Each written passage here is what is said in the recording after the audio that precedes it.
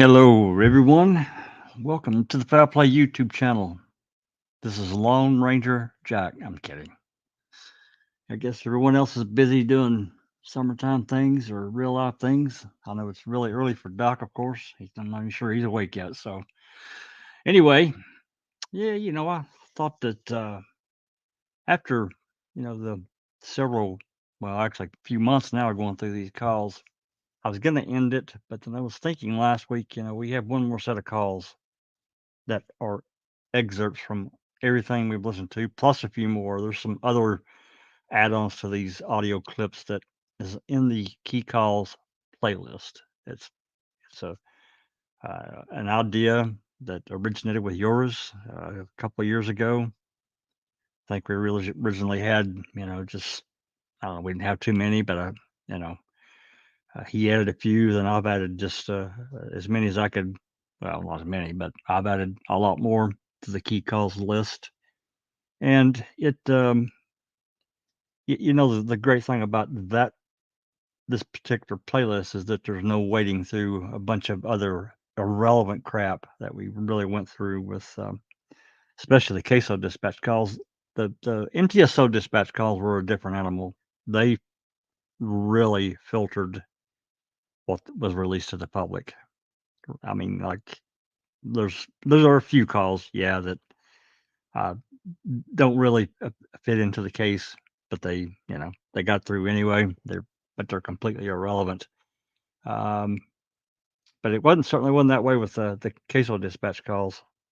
So much of it I wish they had filtered and just not released at all. So, but the key calls playlist is a different animal, and there are actually a few that I haven't got in there yet. I don't know if we'll make it this far. I've got one pulled up, which was the Mike Bushman radio um, chatter on the morning of November 7, 2005 at Cuss Road. I don't have that in there yet. I know that I had it ready, and then I don't remember why I didn't upload it, but I had a computer problem and I lost it because I had it. Well, I lost it. Not a huge deal to do it. It's just one more thing to do, but I'm gonna get it in the key calls playlist. Let me get it on screen here. And I'm sure there are a lot of people that have seen this, but I think there's probably a lot of people that haven't seen it. And yeah, you can see I was looking there. I mean, it basically starts out with the Karen Halbach call on November 3, 2005. Now, a lot of these calls, you make of them what you will.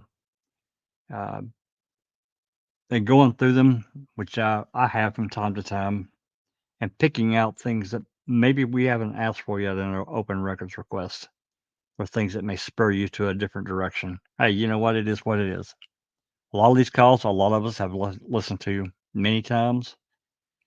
There are also, um, I think, several calls that show us that some people in Manitowoc were really deeply involved. They weren't just there for resources or, run down the fat cells and get everyone's lunch.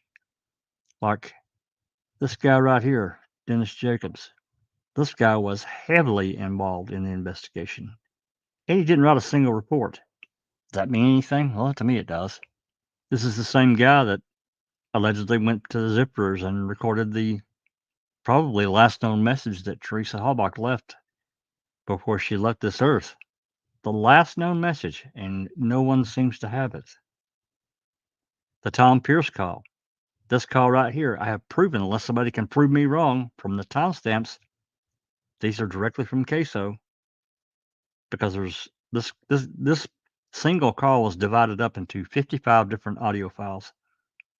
Putting them all together, according to the timestamps, this call is about 4 minutes short. I have no idea where that 4 minutes went, but they split that call up so badly they could have removed things that you know I don't know. But again, it raises questions.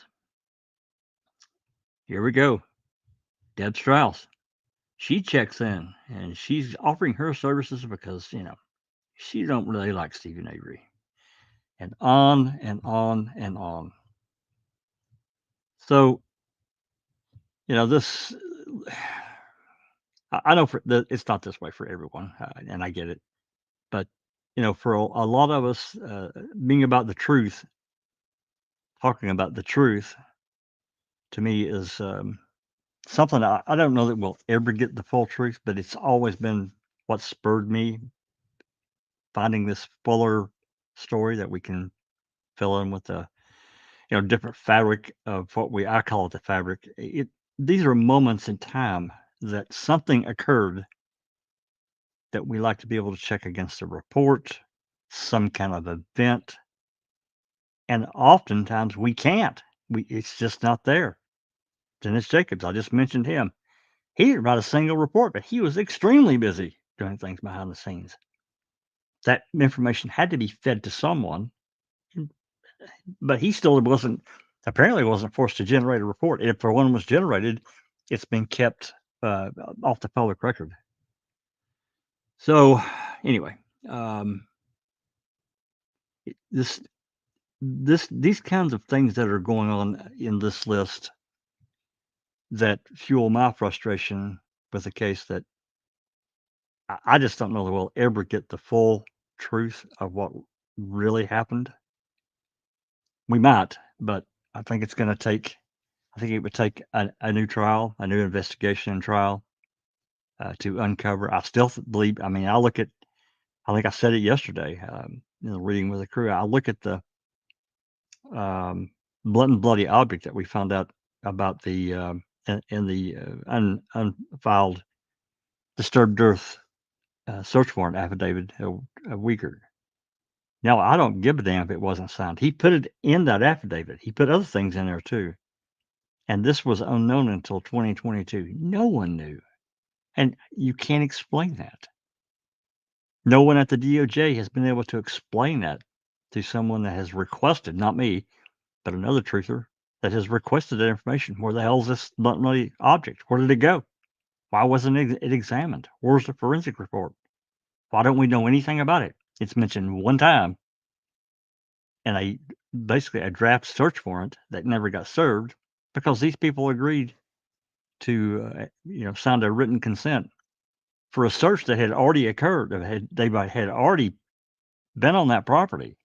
That in itself was a problem. So these audio clips, whether they be a radio transmission or a phone call, help spur me forward to keep digging and finding things. Some of these were relatively easy to get. Some of them, well, I'll say some. There are a few that made it into trial, but most did not. But they did create part of the investigation that whatever direction the various law enforcement. I mean, we had I think 5 law enforcement agencies involved. I mean, if you count some of the guard security duty, there's probably more than that. But CASO, MTSO, DCI, Wisconsin State Troopers, at least the reconstruction unit, and then you had regular troopers from around that helped come and help search and go through the quarries. Then you had Sheboygan County, Brown County, Door County, that they all helped provide security. Then you had, of course, the Wisconsin Crime Lab, which that's a whole another ball of wax. Trying to find a truth that points us, it's already pointed, certainly me, in a direction that this case doesn't point to as it's presented at trial. That's what it's about for me. So I thought that before we just said, you know what, we're done with the calls as a project, I thought these would be good to go through because I think it will spur some conversation.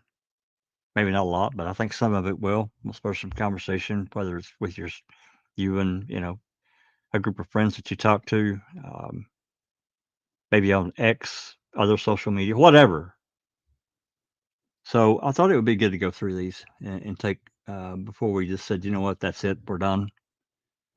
And I still have requested other calls. They're jail calls, but and I've gotten a lot. But remember their jail calls that Jody made from around December 7th, 2005 to January 6th or 7th, 2006. It's the end of January 2005 leading into, or end of December 2005 leading into the 1st of January 2006. It's not quite 30 days, but probably 22 days or 25 days. I can't get her calls. I've been unsuccessful. When I asked Uyghur for him, all he sent me was he just took Steven's calls, labeled them as Jody, and sent them to me, and ended up charging me. I don't care about the cost, so this was negligible, but it's the fact of he didn't fulfill the records request, but he called it done, and he refused to discuss it further. I could have caused some issues over it, but whatever. So I'm continuing to try to get those calls. There are interviews that I know were recorded. We're coming up on 2 years since I sent a DCI request in for an interview that a DCI agent and Dettering, I think you guys, Strauss and Dettering did with Jody Stokowski back in November 11th or 12th. I don't remember which day off the top of my head. They did an interview, one of several that they had done at the 1st of November 2005. It'll be 2 years since I requested that, coming up here soon this month. I don't remember exactly what day. I can go look, but I think probably here in the next 8 or 10 days, it's going to be 2 years. Now, someone please tell me why it would take 2 years for an agency to provide such a simple record. I don't understand it. I really don't understand it. So, and there's other clips that I requested last year. I still don't have. Anyway, I'm going to start these, and they're going to follow certainly a different flavor than what we listened to. These are all relevant to the case, all of them, in one way or another. If you have questions, we're going to pause certainly after each one. Put a cue in front of your question. Well, I'll try to answer it. I'm not sure if anyone's going to join us. I haven't heard. Well, I talked to Doc last night, but it's really early for him, and I get it. So, yeah, okay. Well, this first call is, of course, Karen Halbach. Let me get this queued over here, and I'll pause. Let me start that over. This call came in at 2:37 p.m. on November 3rd. A lot of criticisms. This second, we do have someone. Hey, there's Susan. Susan slid in from work, I bet. Yep. Hey, Jeff. Hey, how are you? I'm good. How are you doing? You're here all by your lonesome, I see. I was going to rename the show The Lone Ranger, but a little corny, so I didn't do it. Now, I know everybody's busy. They get things they got to do, and I Yeah. get it. Yeah. It's all good. It's really about, passing on this information for me, let everybody make their own damn mind up. Request your So own what are records. we? Yeah. Yeah. What are we on here? November 3rd. What? These are the key. These are all from the key calls playlist, Oh, okay. and I think I've got 55 or 60. Either a phone call, a dispatch call, or a radio, some kind of radio traffic. All of these, and then there's some at the end. There's some at the end that are, of course, happened. Long after this November, early November time frame. I like the Mark Williams infamous call that he was supposed to be making to Fallon, but he was talking to Zellner. We've got that captured, and there are Oh, other yeah. different types of audio files that are relevant to the case that have some place here. So Right. that's what these are. That's what these are. They're a collection from. They're all relevant. They all Very come cool. from and Matlock, CASO, or I even know that it goes without saying that the DCI I'm sure had some kind of radio dispatch. I'll say dispatch, some type of radio traffic band that they operate on. I would almost have to believe that. I'll say I know. I would have to believe that. I don't know that for 100% positive. They could just pop on their cell phone. But that seems to me that would be, if you're talking about the case in an official capacity, those calls should be, so that should be somehow captured Mm-hmm. for relevance. Of course, we know that Right. these people use their cell phone a ton. Yeah. So, yep, that's what these are. You can see Very cool. on, yeah, you can see on the right hand side over here. I'll slide this over. I don't know why that Uh-huh. screen's so big. I didn't create this file, but you can see all these different calls. You can't actually read them because it's scrunched up so bad, but these run from obviously November 3rd, 2005. I don't remember when the last date is, but it runs quite a ways forward in the future. There's been a lot of criticism, of this first call with Karen Halbach because of how the dispatcher, the odd questions she asked, and I've never been in a situation Karen Halbach's in, but she doesn't sound overly panicked to me. Well, Maybe it's my belief, Jack, that she had talked to someone earlier. I do like too. the day before, Yep, or I do too. 2 days Maybe before. maybe on the first. Right. And I agree. this was just kind of to make it official. So, for some reason. I believe the same thing, and I have requested calls from October 31st to November 2nd that we don't have, and I was denied. It was denied, Yeah. saying that they don't have those records, which maybe they don't, but there's a little point of me that nags and says, "Yeah, you really do, and you're not letting me have it." So, short of taking them to suing them, hiring a lawyer, that's what I'm kind of stuck with. Yeah. Stuart King says, "Hi, Susan. Glad you can be Jack's Tonto." That's funny. Yeah. That's funny. Anyway, Hey, Stuart. yeah, we've got a lot of the our usual suspects. Stewart, I see Nan's live. Sheila Hawkins, Under Your Scars, Jazz Naz, Mary, Little Barb, Donna Wolfwitch, Passive Bear, Gloria. I'm sure that there's, we're going to get more as time goes on. People get a chance to get tuned in. I may be busy this time of the Pete afternoon. Moss. Pete Yep, Moss, Wooden Pallet. Yep, wooden pallet. That's right. But just a second here. Hi, everybody. Thanks for joining us today. This evening. Absolutely. Again, this is to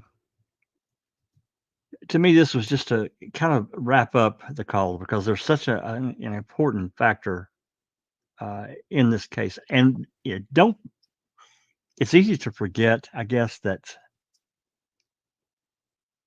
Buting. I don't know about Loy, but I know Buting and Strang requested all these various agencies dispatch and whatever communication, and they didn't get it.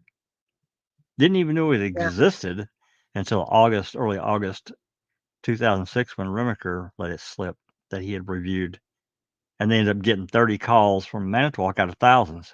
30 calls they yanked, undated, untimestamped. Here you go. You're good to go now. Unreal. Yeah. Talk about a Brady. I mean, the CASO dispatch. Yeah. The CASO dispatch calls, they made a recording, and then I'd have to look, but it was toward I'm pretty sure it was May of 2007 before it actually went into the ledgers and placed in safekeeping. I think that's right. May of 2007 is after the trials were done. Wow. Yeah. And we're still missing, of course, the November 4th the radio and dispatch calls from Manitowoc. Can't be found. Right. I call shenanigans and bullshit on that. Anyway, let's take a listen to this first call. Karen Halbach at 6 minutes, 47 seconds. If we need to stop, we'll stop. I'm in no particular hurry, one way or the other, to get through these. If you have questions or a comment, whatever, Susan, stop me. And we'll go for a while. We get tired of listening, and we'll move on. We'll do another part. Like I said, I'm in no particular rush, one way or the other, to just fly through these because these, again, all these are relevant in some way. Right. So, questions in the for the live chat. Put a Q in front of it. We'll try to get it answered if we can. All right, here we go. County Sheriff's Department. Hi, I'd like to report a missing person. Okay. And how long have they been missing? Nobody's heard from her since Monday. Okay.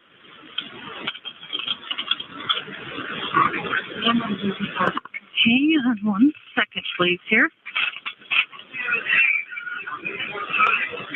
And where does the person live? She's our daughter. She lives right next door to us. It's W3637 County D, Silver. That's her address? Right. 3637. And her name? Teresa Halbach.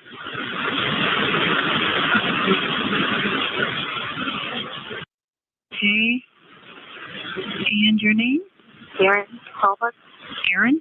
Karen. Karen, T-E-R? K-A-R. Oh, Karen, I'm sorry. That's right.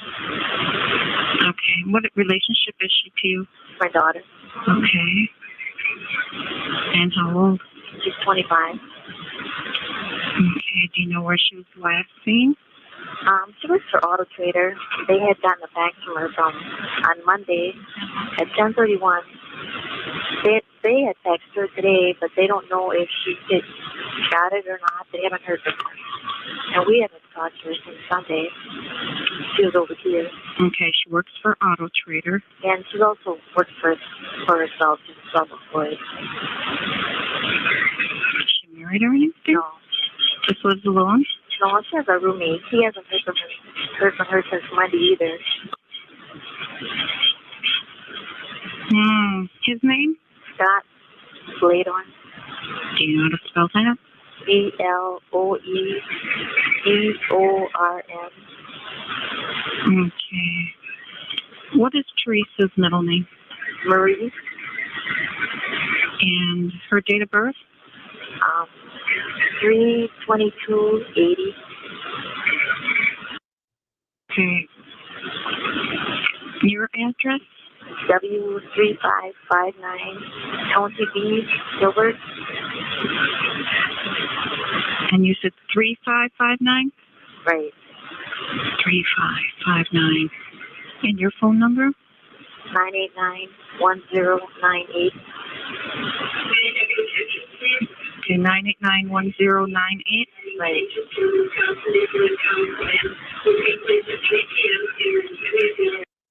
Okay, do you know what you said Auto Trader got a fax from her at 10:31 a.m.? Right, I think. It could have been p.m. They didn't say. I had called Auto Trader too. I think it was Monday morning. Have you talked to Scott? My husband did. He said he hasn't seen her since Monday. I think it's important to just understand what she said. She called Auto Trader Monday morning. And as far as I know, Monday morning was the first. I'm pretty sure that's right. Right? Does that sound right? Does to me. Can't swear to that, but I'm pretty sure Monday morning was the first. I'll try to double check that. Anyway, she's already contacted Auto Trader And she didn't come along and say, "End this call." Hey, I called the other day and you guys said I had to call back. Well, was I clipped out? I don't know. I can't prove that. I've never done a timestamp review of this particular call because remember, the CASO dispatch calls, a good chunk of them, a single call was chopped up into multiple audio files, and we had to glue them together. So is it possible they clipped it out? It is. All right, I'm back up 5 seconds and we'll move on. Talk to Scott. My husband did. He said he hasn't seen her since Monday. He was getting worried too. Where would have been the last place that we would have seen her on Monday? At home, I guess. He saw her at home. Does he have any idea, remember what she was wearing? He didn't answer that. Okay. What's Scott's phone number? He's at work. But I can give you the home phone. It's 989-2911. 2911. And he does live at 3637 County B? Right. And he works for Jack Hughes. Okay. Your daughter's missing, and Scott lives with her. Do you really give a damn that he's at work? Because I can tell you, as a parent, I don't. Call him now. It's my opinion. Instruction. Jack Diedrich? Right. Okay, does she have any medical conditions or anything? Anybody have any idea why she may not have returned home? Did they have an argument or anything? We don't know.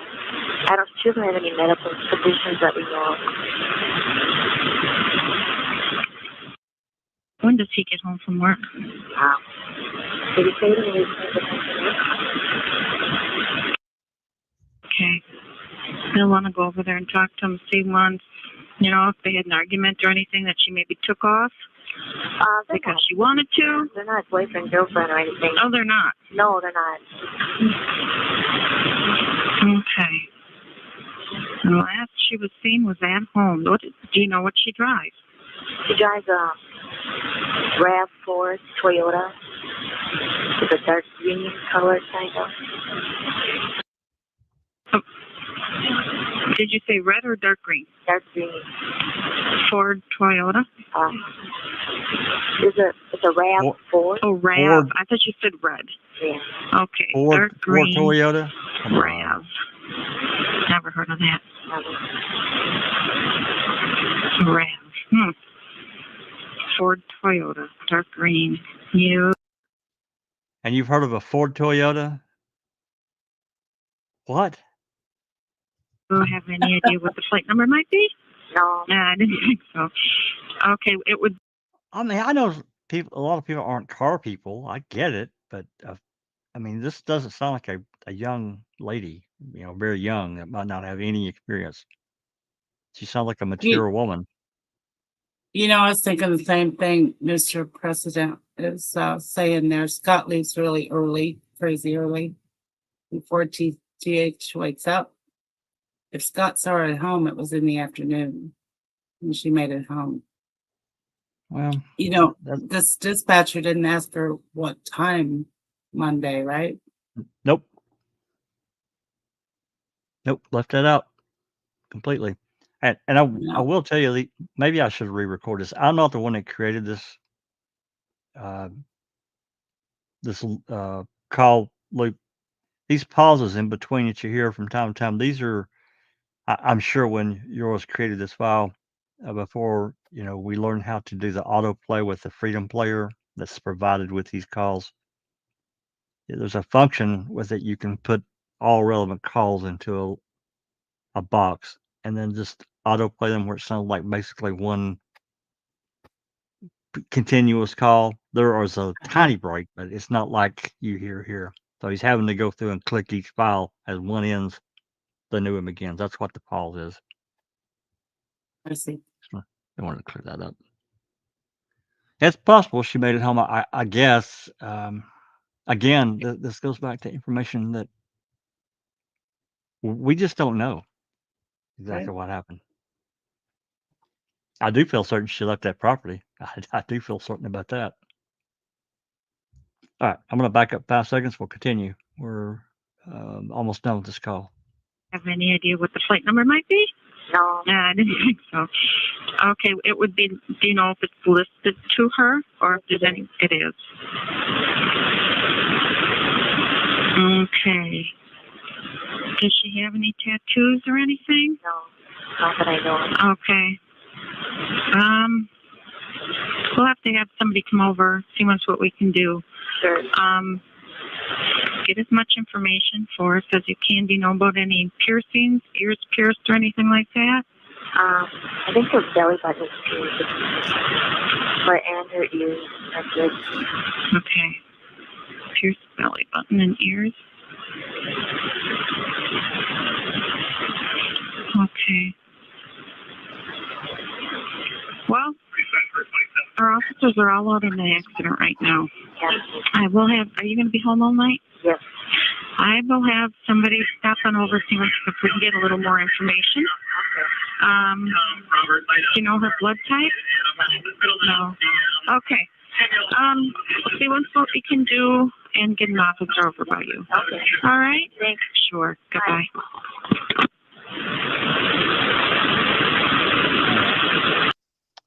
All right. Well, first I want to welcome Sunshine Christina. How are you? Oh, Hello. oh, I'm good. I thought my mic was muted. I'm still trying to figure out StreamYard. I was running late. I'm glad when I saw the topic, I was like, "Oh, this is going to be interesting." Oh yeah. So Absolutely. Hello, sunshine. hi. I don't know about anyone else, but I've always this. I'm not sure if you've already mentioned this or not. But I've always found this phone call to be very scripted sounding, like it was not the original missing call. That's just Well, my opinion. we discussed But we it, discussed a little bit, and I'm like Susan. I believe that Teresa's mother or someone from the family had already called yep, I do Calumet and said, too. "Hey," and I've tried to get that range of calls from October 31st to November 2nd, and it was denied. We, blah blah blah blah blah whatever. Yeah, it's And just one. She lived on the property. There was just too many reasons why she never would have uh, waited that many days, I think, to report her missing. well, no, they were pretty close. I I agree. tend to agree. I tend to agree with that. Yeah. I don't know that they talked every single day, but I think they talked pretty often, even if it wasn't by phone. Teresa just going up to see her mom or sisters. Mm-hmm. Well, I'm pretty sure she was supposed to go by her mom's on Monday, wasn't she? Drop something Yeah, off or yeah. Now, Mr. President helped me out there. I don't know why I wasn't thinking of it, but Halloween was on the 31st. I had a complete brain aneurysm on that one, and he got Yeah. me fixed up. Did surgery on me. So,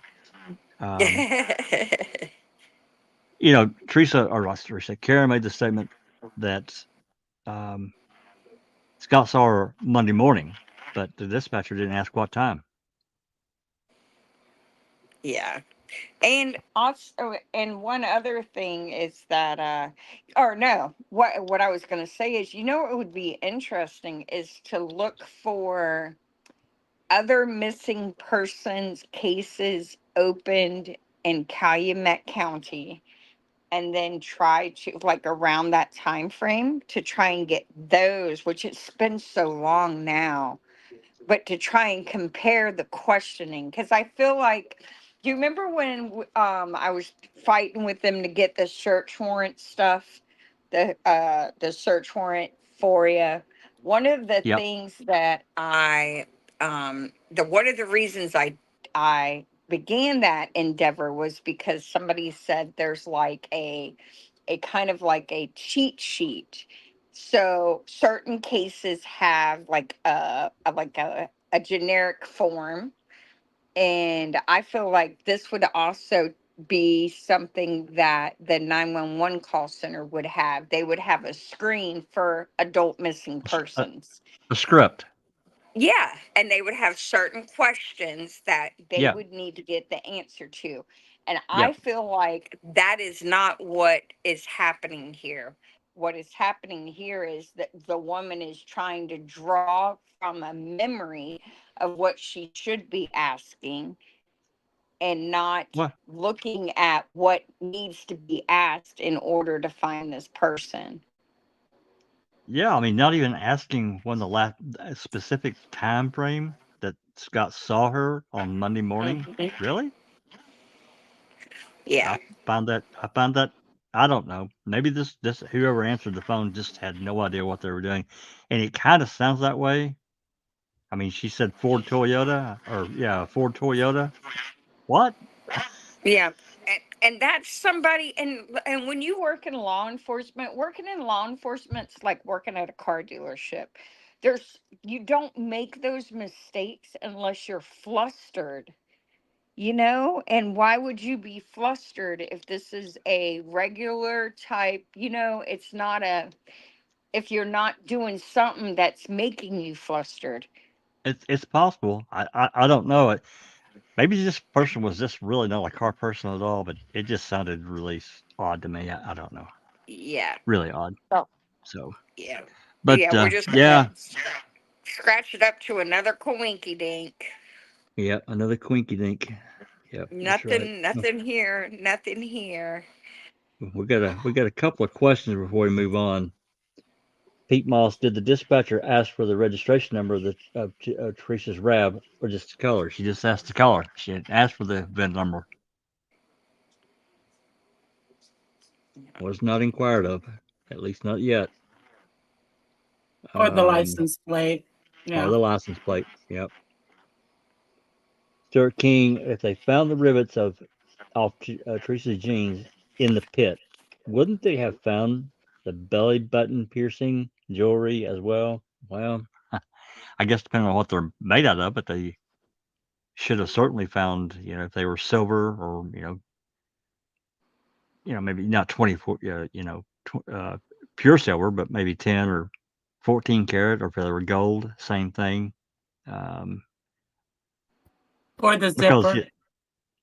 The zipper, the button. right, exactly.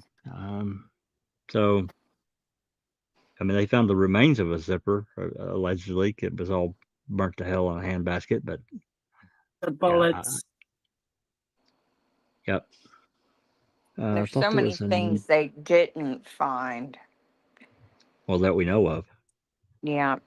And that's another thing. These rivets, those were never like typed to Teresa Halbach.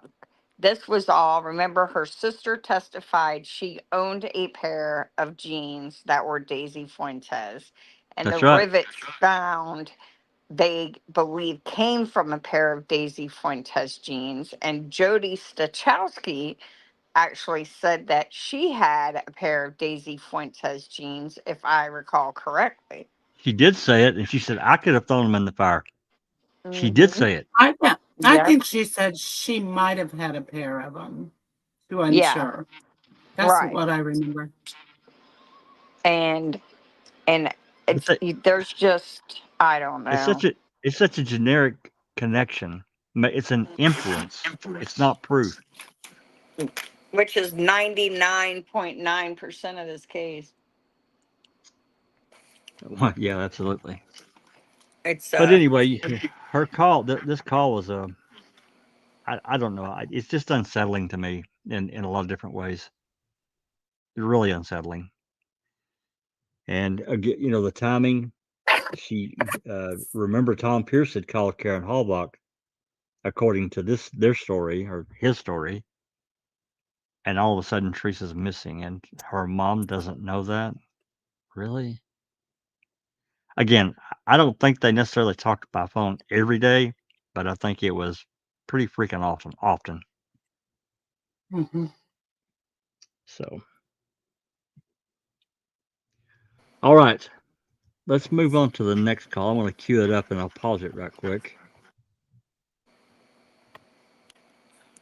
This is Colborn calls in to check whether the girl found dead by city police as Teresa Halbach turns out to be Carmen Bootwell. Yeah, this is an interesting call. It's not very long, a little over a minute, but this, this generated quite a bit of, well, I won't say controversy, but quite a bit of conversation. So let's give this one a listen, because we're going to move on then. As you can see over here, Colborn called in the license plate call, which generated just all kinds of stuff. We can talk about that. Anyway, let's listen to this one. This 7:13 p.m. Manitowoc MTSO.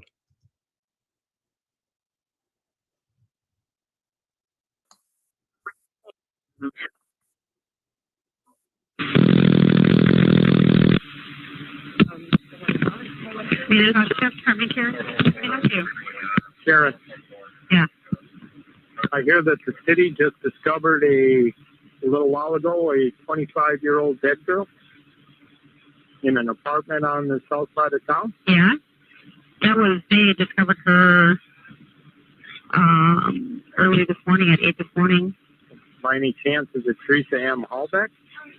She's 25 years old. That's why I'm wondering. Do we have an ID on her? Yeah. Carrie knows the name. Can you hold on? Sure.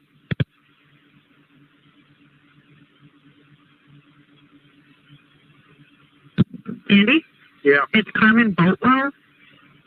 Okay. Andy. Definitely not our missing girl from Calumet County. No.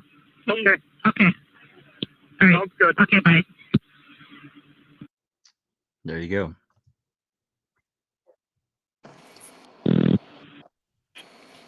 Any comments on that one? So that was on the 3rd, right? Yep, 7:13 p.m. And I think that was prior to Andy being informed about what was going on, because he had. Do we know what time he? Because he went out to Stevens on the 3rd, correct? That's right. And it was around this. It was around this time frame. I can't remember exactly the right time, but it was in this 7 o'clock Yeah. That's time what I frame. was Because, thinking. Yeah. yeah, just think about. He was the road patrol sergeant that day, and I've never gotten a real reply or satisfaction, at least for me. Other people are satisfied. I'm not. The alert went out for Teresa. The attempt to locate went out to all patrol at 6:43 p.m. I believe it is. Had all of Teresa's information, date of birth, the car, the license plate, yada yada yada. And somehow Colborn missed it. Or I've been told that maybe he just didn't believe it, and I don't understand that. If he didn't believe it, why didn't he immediately call into dispatch and say, "Hey, what's going on with this? Attempt to locate this Halbach girl." He Why didn't wouldn't he believe it? Why Well, wouldn't he? talking to Jeremy, I can't remember Jeremy's last name, but Hawkins his or no? no Hawkins. No. Yeah, Um, Kiefer or Keeler. yes, Like yes. that. And his thing is that they get these bolos or these attempt to locates, and the information hasn't necessarily been vetted as for accuracy. Now here we are, at 6:43 p.m. That's basically what, 3 hours, 4 hours after Teresa was reported missing. In my mind, that information has been vetted about her. It's been put out in the teletype or whatever that form that comes into these folks on patrol. So I can't go that route. I can't I can't believe it. If it had immediately had went out at 10 minutes after the call, maybe I could say, okay, they didn't really have time to go through and look. It's 4 hours later. Sorry, I can't go along with that. So if he didn't, why did he miss it? Number one, he's the road patrol sergeant? Why would he miss an alert? Because Yeah. I've talked to Savercop, and there was another. I said they were a law enforcement officer. I can't remember their name, but I don't even know if they're a cop or not. But regardless, when a bolo or an attempt to locate goes out across these radios, there's a chirp or some kind of audible thing that says, "Hey, there's an attempt to locate being broadcast." So I don't know. Well, plus he went to Stevens right after that, Yes. trying to Now- locate her. Yeah. Now, the only reason I would think he wouldn't believe it, if he's really being honest, would be because he would not. He may be saying, "I never would have imagined that this lawsuit that had, you know what I mean, like a girl would disappear after going to Stephen Avery's," which, that could." And that would kind of tie into he wasn't part of the original. If we're going to take the stance that law enforcement was involved from the beginning, let me rephrase that, certain parties connected to law enforcement were involved. He was not originally part of it. And truthfully, I don't see him ever being in on an original plan because he's not the brightest light bulb in the box. And we know that from how his employee file reads prior to the phone call in 95 or 96 that No he doubt. spoke about. Yep, how he was a mediocre employee. He got the standard required raises but no huge promotions, but then he becomes, after that call or after whatever occurred, then he's suddenly catapulted out of the jail into a cop car, and then he starts rising in the ranks, right? And Yep. I don't know how y'all feel, but if he handled other cases the way he handled his, because he was like a specialized forensic person, and his handling of evidence in this case was just lackluster, if not intentionally terrible. It was pretty bad. I agree. Yeah. After Stephen was released, and the statement suddenly becomes available about this phone call that happened 8 years prior. I just got all kinds of problems with that. Just tons of it, and we'll hear it. I'll try to keep my temper down and my mouth. Yeah, What year did Colborn run for sheriff? That was right after the conviction. And Right after in trial, like Teresa's case. Yeah, in 07 Teresa's or- case. 07, Uh-huh. 08. Yeah, that's what I thought. Yeah, yeah. Maybe he was kind of promised support. He shouldn't come through. Yeah. Yeah. He really, someone convinced him it was a good idea. And see, you would only do that if you really thought you were going to win, because he had no real, I don't even know how somebody had to have talked him into doing that.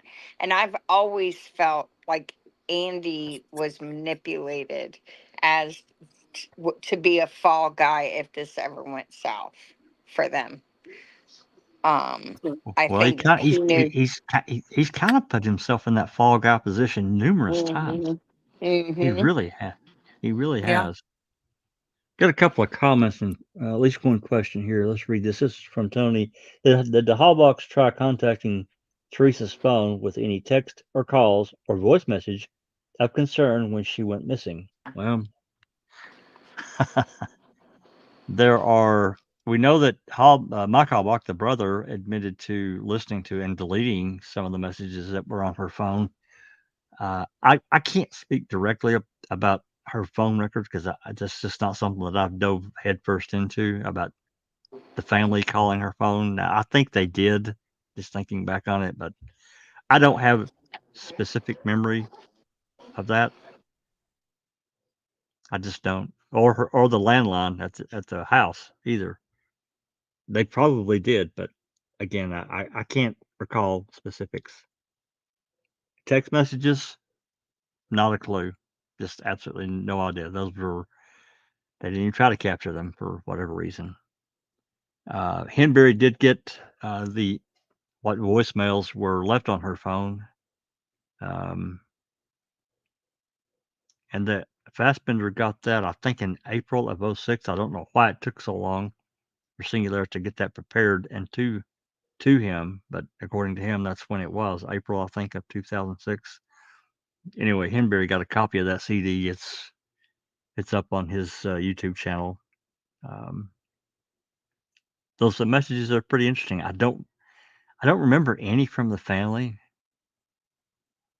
I just don't, and that's interesting, and it's an interesting question because if they've called, prior to one of these earlier dates and said, "Hey, where are you at? We've been contacting blah blah blah to try to find you," right? If those were removed from her phone, or I mean the voicemail system. Remember, at the time, I had Singular at that time. You could only save 20 messages. And then what would happen after that point, if you wanted to save a message, the oldest one would fall off. Or you would have to go in specifically and delete a message, a specific message. I don't know how many you can save now. I guess it depends on your provider. I hadn't even thought about it, but back then it was 20. Good question. And then a comment.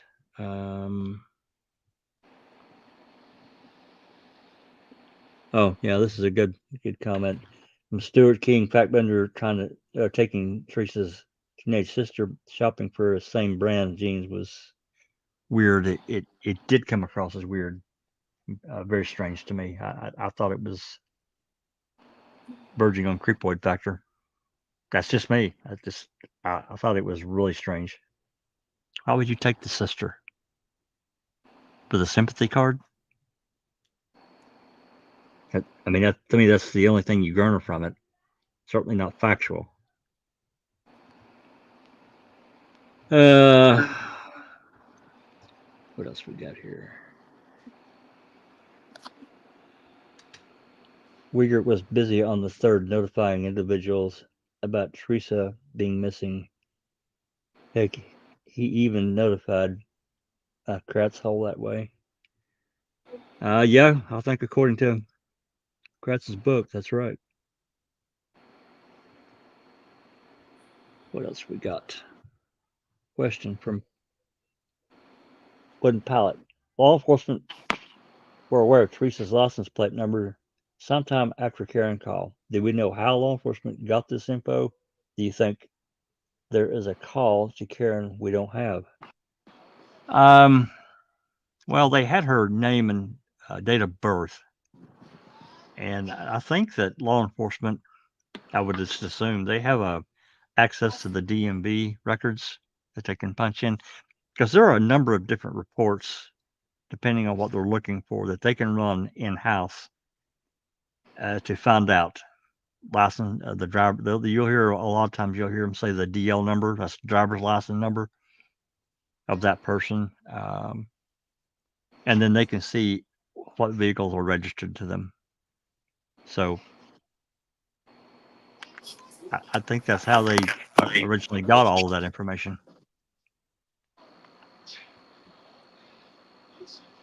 Yeah. Okay, let's This was it. Anything else? Let's move on to this next call. This is the infamous Colborn checking the SWH 582. And I'm going to preface this call because it's important to understand the context.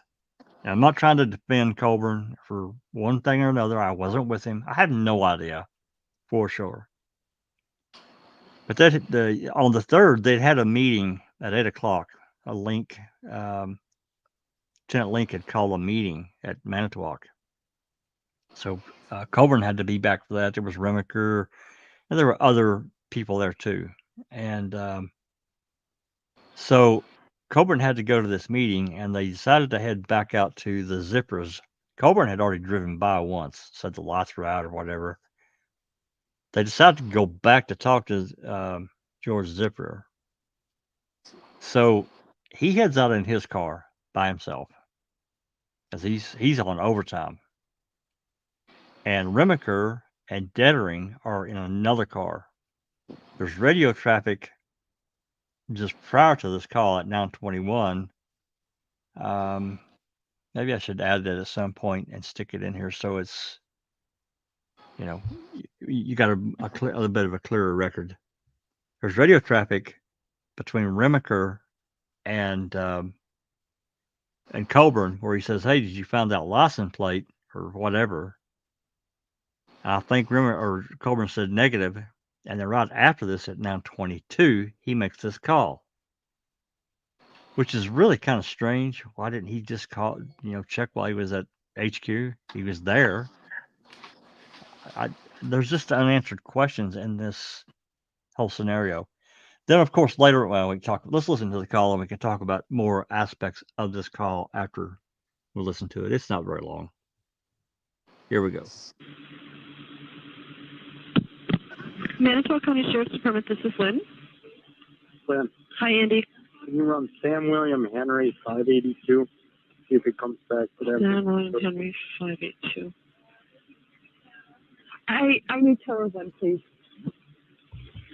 Alrighty. Do you speak any Spanish there, Andy? I'm just going to call on the top of the list since mine on call didn't call me back. And when I get in trouble, Andy, I get in trouble. What am I supposed to do? Yeah. My favorite one is in the city of Manitowoc. Yes.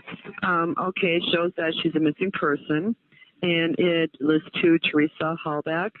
Okay. Okay, that's what you're looking for, Andy? 99 Toyota. Yep. Okay, thank you. You're so welcome. Bye-bye. Okay, so I'll pause this when it gets right over here. Okay, that's good right there. He clearly had something in mind because he's the one that says 99 Toyota. So he didn't know. Why did he suggest that? I have no idea. A lot of people say, well, he was either looking at the license plate detached from the car, or he's looking at the RAV itself. According to Colborn, at this time, he had told Remaker, I forgot, he had told Remaker he was sitting across the road from the Zippers in the church parking lot. I have no reason to disbelieve that. At the same time, I just can't buy that RAV was there. I can't buy the license plate was there either. I just can't. I'm not saying it couldn't happen. I just need more. Somebody's going to have to give me more information to say, okay. At the same time, this tells me that he was aware of that vehicle in some capacity because he's the one that suggested 99 Toyota, not the dispatch operator. To be fair, I mean, he could just be trying to verify the information he got. True. If he had written it on his knee or whatever. That's that Cam story. I'm sorry, Susan. I'm not going. I can't go. I can't buy that one. He wrote it on his knee. What's that about? That's his news story and convicting. Convicting a murderer in Cam. Did you not hear that? No, I've got to watch it. Yep, nope, I haven't seen them all yet. He's Well, got new information. yeah. Yeah, You want to tell that? You want that's to tell? You want to tell that how he says this went down, Susan? He said he was driving and didn't pull over. He should have pulled over, but he didn't. And he was writing on his knee Talking and, to Uyghur. talking to Uyghur and couldn't quite make out his writing, by the time he made this call and just was verifying what he had written. and this call came in when what time was it? 9? 9:22. That's the time he made the call, but he had just Okay. left the meeting, the At sheriff's Manitowoc. department. Right. So And they have, as a road patrol sergeant, he has the onboard computer that the would bolo have had been had put out. Yeah. yep, that would have had the ATL with all of this information. Yep. And so So, these yeah. are these are things that and this isn't his first missing persons case. We've done enough research into the what goes on in Manitowoc County to know that there had been other missing people prior to this. I'm sure Andy had worked a few of these himself. And so, like, and he is a road patrol sergeant. Okay. Um, Yeah. You know what? I've got this radio traffic between Remaker and Colborn pulled up on another screen. Let me pull this one down and put this other one up. It's not very long, so everybody can get the context of their little back and forth on the radio. Give me just 1 second. I got to remove that. Okay. I didn't think about that, doing this one. yep, that's a good point, Nan's live. They say Colburn had the computer in his car. You hear him saying what he finds on Zipper while he is talking to dispatch.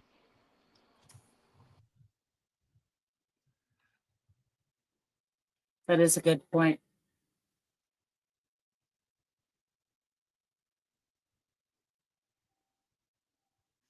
Yeah, that is a good point. I'm gonna play this one. It's not very long. I think you'll hear. I don't know who's first. This is just barely into this very first clip that we got in 2022, the radio chatter. So it should be queued up right to the point. If it's not, I'll back it up a little bit. And you can see the time here. This is how this stuff was labeled from Manitowoc, MTSO. 11/3/2121. That's 9:21 p.m. And this is about 3 minutes, as you can see here. Not very long. 432. I'm pretty sure that's Colborn or Remaker That's calling his call Colborn. number. That's Remaker Yeah. calling Colborn. Yeah. That's Remaker calling Colborn. He says 432. What? One route.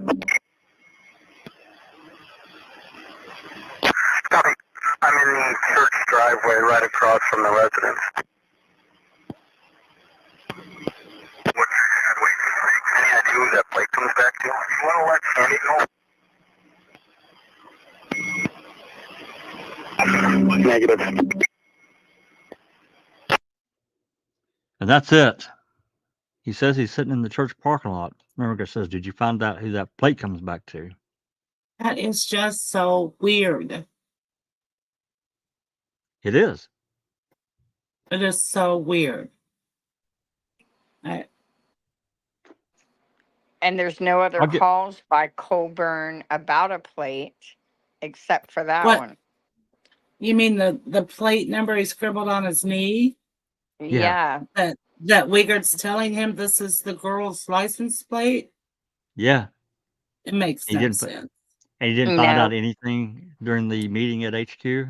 Again, this is why there's so many questions surrounding this call.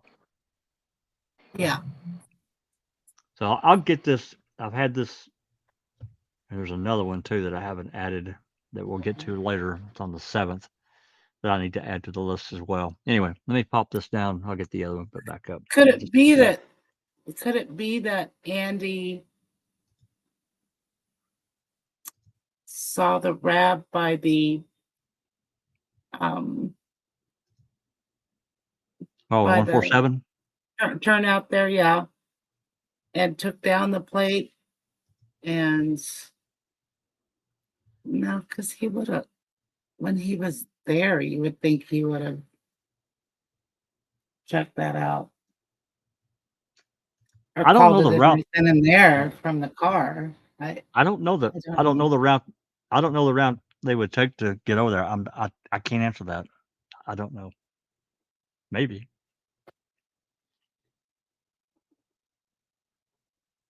Yeah, there's this weirdness surrounding this call. He's clearly got the plate. He clearly knows it's a 99 Toyota because all these things were suggested to him by someone. So he's got at least some of the information. But why didn't he just check that while he was there? Why didn't he just say, "Hey, I've scribbled some shit down here on some notes, but I can't quite make it out. Got a call from Uyghur. Well, that can't be it. That can't be it because it's too late for that kind of thing. It's 9:22. Right. You That's what I'm know, saying. too much has happened before that. That's right. Yeah, I don't understand it. Not unless somebody stopped him and said, "Hey, I saw this vehicle. I'm pretty sure, that this is the license plate. I saw it at the 147." Oh, wait, didn't somebody say they did that? And they told a cop at a store. That was on the Gas 4th. station. That was on the 4th. Well, he said 3rd or 4th, didn't he? That's right. Originally. And Andy Did he? swears he didn't work on Yes. the 4th. Yes. Yeah, he Yep. wasn't exactly sure the day. Yeah, but they made him pin it down to the 4th, I think, on Or his he sworn actually saw it, affidavit. I think he saw it more than one day in a row, Yeah. didn't he? Well, there was the one guy that signed an affidavit, and I think they made him put in the affidavit it was on the 4th. It was Ramlo. Because That was yeah, Ramlo. yep. But we don't know because other people have said that they mentioned it as well, Right. He throughout wasn't the this. only one to see it. Yeah. And so we don't know what, because I've always felt a lot of what Zoner was doing, whether some think it's unethical or not, is taking what everyone knows really happened in the case and weaved it in to let the cops know that she knows what's going on, right? And she chose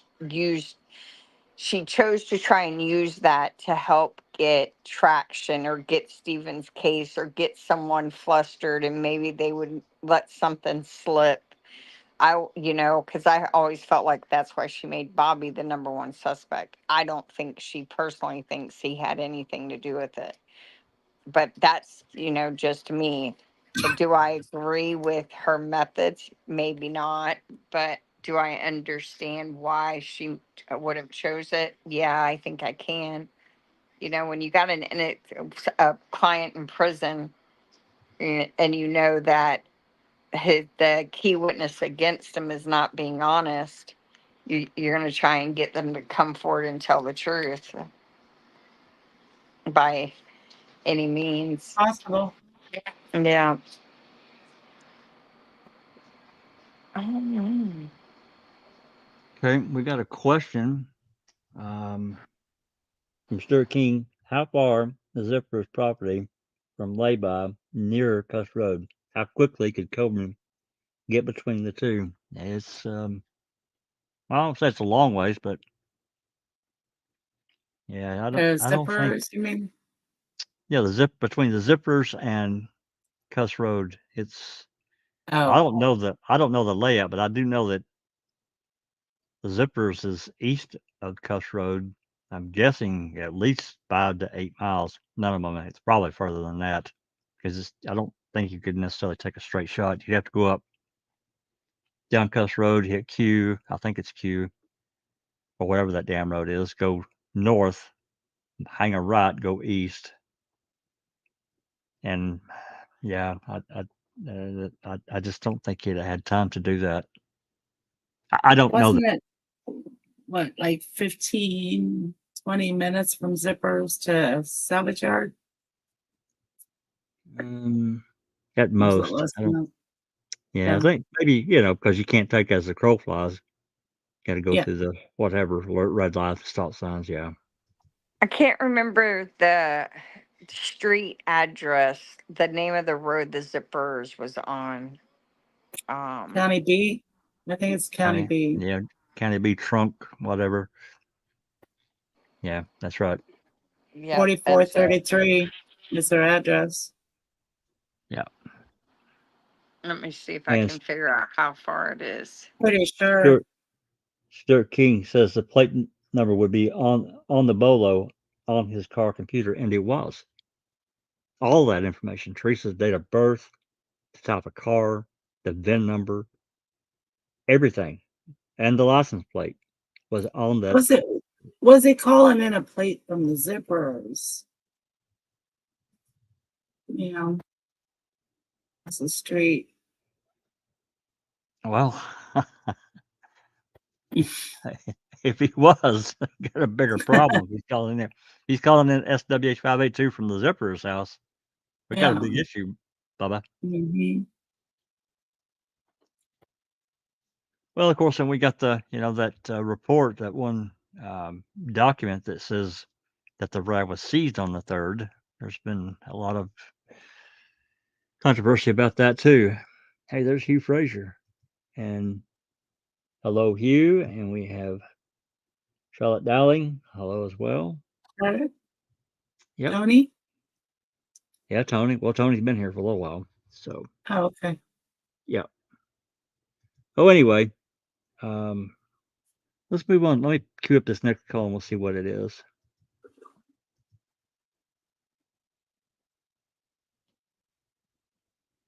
Yeah, this is Detective Jacobs calls a check to see if MTSO, Remaker, and Colborn, CASO, and Dettering have entered the Zipper residence. Because remember, when they got there, all they got was just a bunch of drunken crap from George. He was acting really outlandish. He had said a bunch of outlandish stuff on the phone to them. He was a real Right, they handful. didn't answer the door at first, right? That's and right. then they called them. Yep. And then they talked to him through the window. And then they finally let them in. Yeah, that's not weird. Don't serve them water. Just want to come in and talk to you because, Teresa had an appointment here. Need to check it out. Need to check you out. So a lot of strangeness around this. Because not only that, because Detective Jacobs allegedly went back 3 days later and made this recording that no one's ever heard. This shows up on Kratz's exhibit list a month before trial. Got a real problem with that. Don't know about the rest of you, but this is a real problem for me. Okay, if everybody's ready, you ready to move on?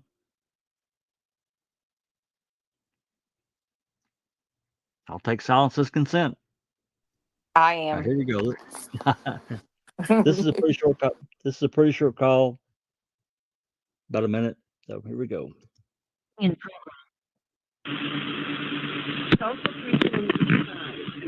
Francois County Sheriff, Ann speaking.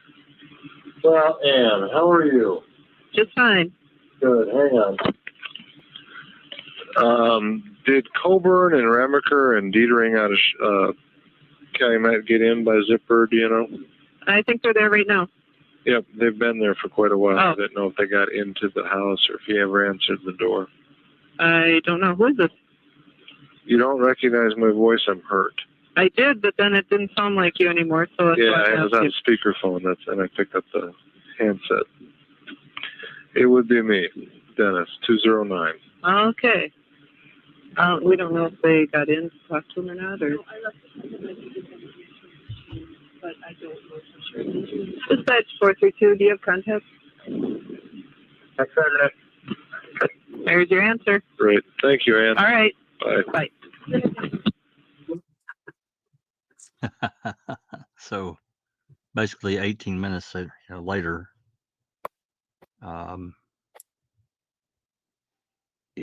Dettering's obviously there, inserting himself in whatever capacity. I don't know. Another thing I find really strange, and Christina, you probably will as well, as much as you've dealt with open records and property tags and the ledgers. Neither Barb's or the zipper voicemail was entered into evidence and tagged with a property tag. Do you find that strange? I do. This whole case is strange, though, Jax. It is. What it is, but it what's it gives you. It's hard to believe that all the things that they are saying were just mistakes or mishandling, or it's hard to have any belief that this can continue to occur against someone who was wrongfully convicted already by the same officers on purpose the first time too, in my opinion. And it's like they doubled down and just said we don't care, and we're just gonna do it blatantly. And if you don't like it, then tough titty said the kitty, but the milk tastes good. And y'all ever heard that expression? I have when I was a kid. Yep. And I feel like it's kind of like an in your face. They for how they knew they'd get away with it. I don't know, but they knew that it was going to be all right. And here we are.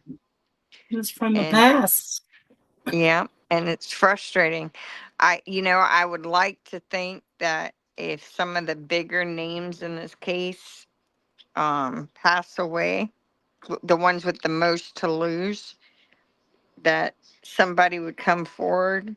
But Maybe this permeates deeper than just this case, I think. And so for $100,000, Christina, that's a lot of bread. yeah, but when you got to live there, I mean, a house, you can't even get a house for $100,000 anymore. Oh no. Didn't go that far. Yeah, $100,000 isn't nothing. Honestly, Well, it really isn't. I mean, it is if you're young, but the people who have info in this case know that $100,000 isn't a lot of money. I think Wow. we've seen the ones who have information who are willing to share it to get the 100,000, right? I think to get anyone that has what we need, what Zellner needs to get Stephen out of prison, I think you got to add at least one more zero. Well, yeah, That's that my would be, opinion. that would be a real temptation there for somebody, Yep. that may put themselves in harm's way or their family.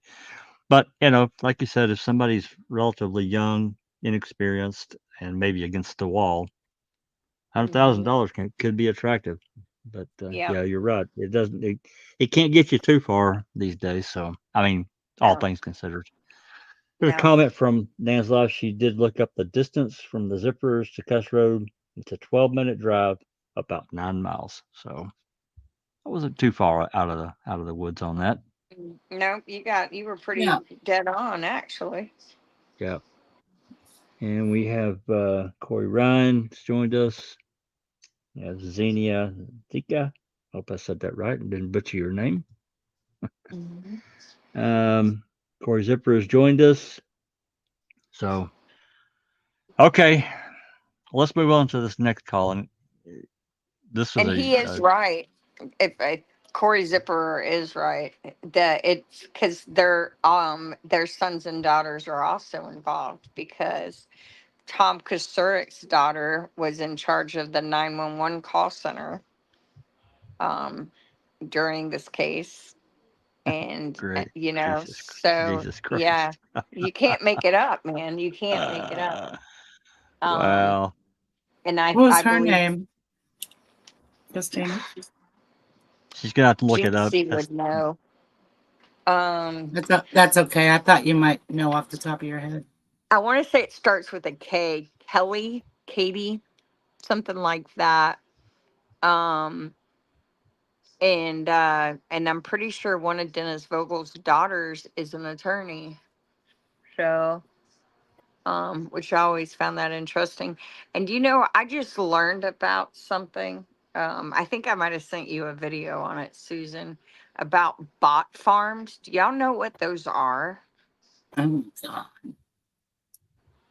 Bot You did send me a BOT video. farms. Did you watch that? Yes. Yeah. So Crazy. bot farms are literally programs where, let's say you are a entity that is trying to influence a subset of the population about whatever it is you are wanting. It could be like advertising. You want to sell a product. It could be anything. Political campaign. Political campaign. There you go. It could be to try and get a bill passed. It could be anything. Get somebody Influence. yes, influence in one way or another. So there are programs, computer programs, software programs that are written, and then people will create bots with, and a bot is a fake person with a fake history, a fake social media, and then they run like AI type programming to interface with these on these social media platforms to convince the people they're interacting with to do Think a that certain which, way. yep, Yeah. to To think be a certain way. influenced. Yeah, absolutely. Yep. Yeah. And I have a feeling some of the guilters are bots. I do too. Now that I know it's for sure, like, it's confirmed that this is a thing and it's available in America. They've been around for a while. Bots have. They've Yep. been around. Uh-huh. Yep. Yeah. And This so girl that talks about it said they're pretty rare in the U.S. Most of them, the people that create them are overseas. But she was from California, and she was actually a creator of these bots. People pay her money to make up these fake people and such. Right.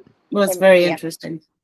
It's very, very interesting, because you just have to wonder how much of what people are dealing with is being controlled by someone with an agenda.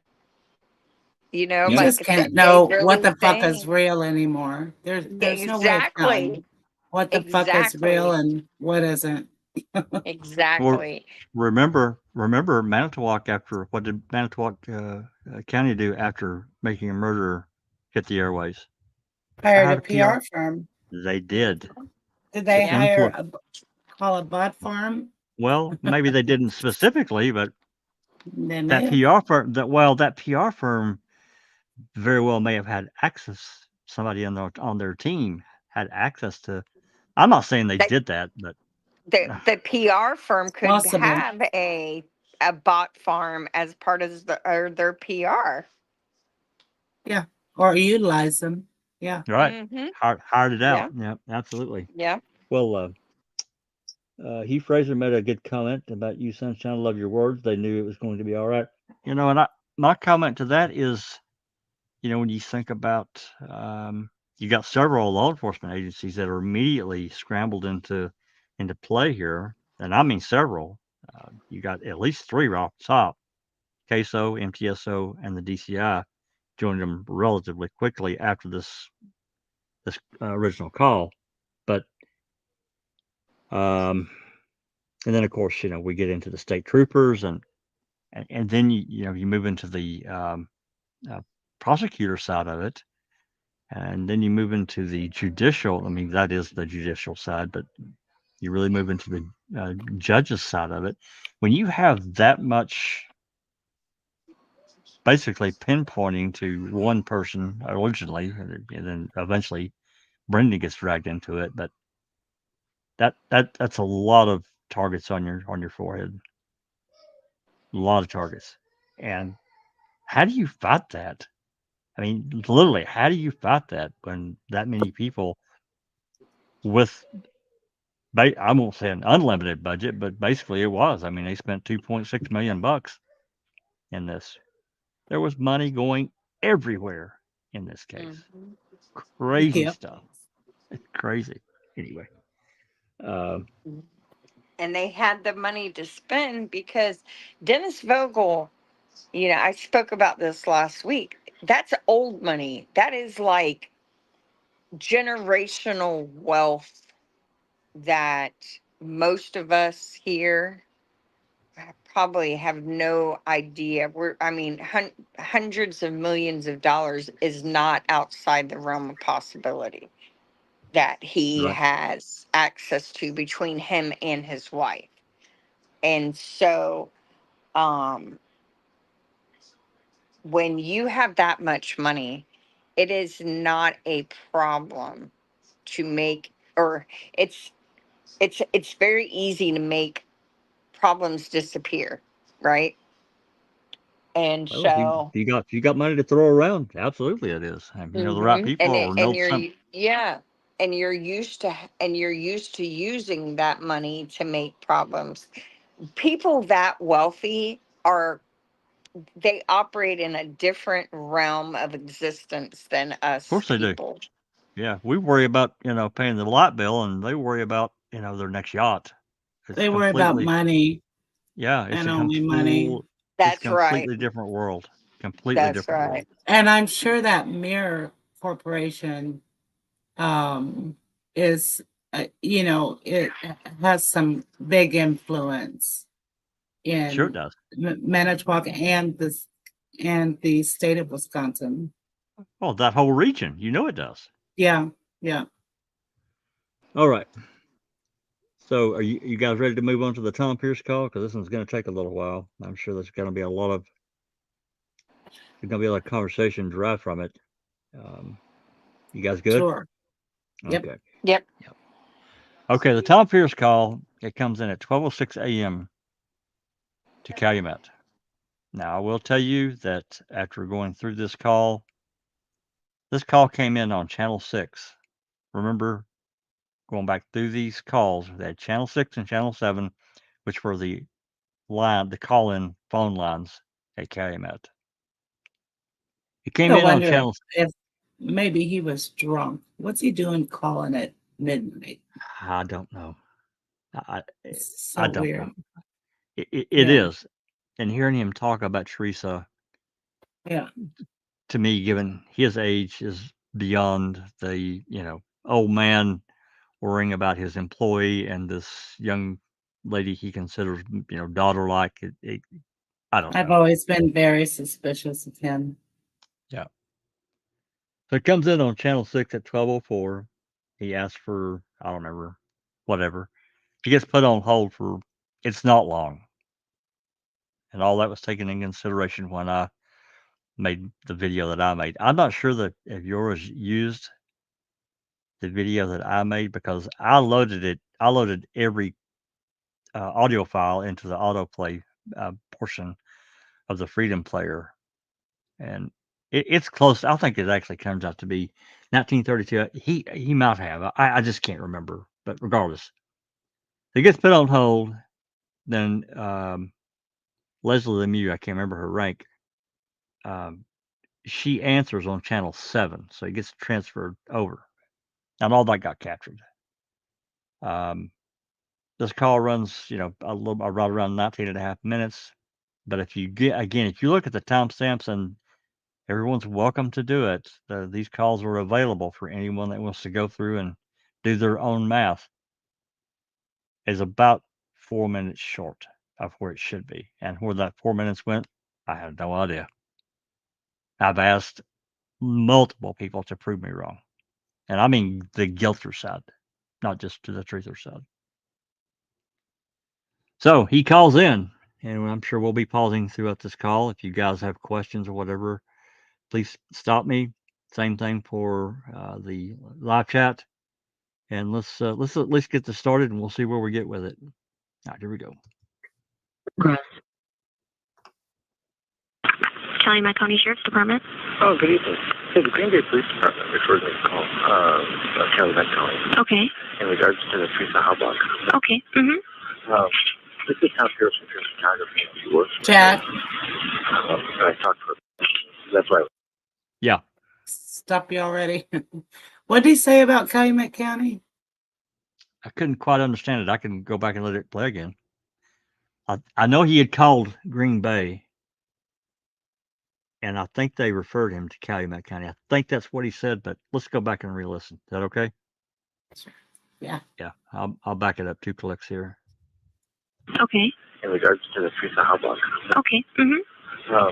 This is Tom Pearce from Pearce Photography. She works with me. Need to go back further. Yep. Calumet County Sheriff's Department. Oh, good evening.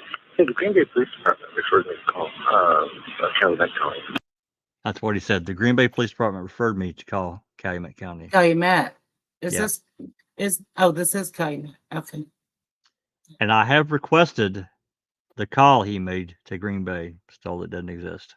Just so everybody knows. I tried to get it. Anyway, moving on. Good job. Okay. In regards to the Teresa Halbach. Okay. Mm-hmm. This is Tom Pearce from Pearce Photography. She works with me. I talked to her. That's why I went and talked to the Green Bay Police Department. I don't know if I have any information. Okay. Is there a detective on this case? No? This sounds like the original file that was created, not the autoplay one. Sound like it. Just listen to the dropouts. So I'll let it play. Actually, I do have someone here that might be interested in hearing what you have to say. Oh, Okay. Could you please hold? sure. Okay.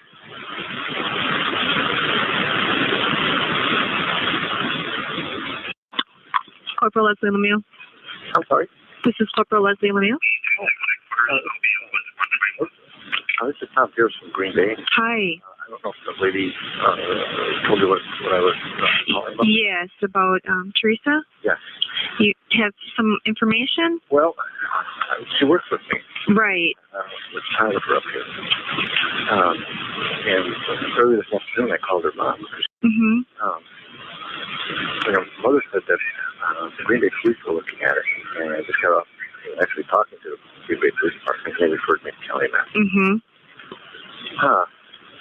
She was scheduled to come in today, or I was told that she works out of your studio, right? As a self-employed freelance photographer. She has her own.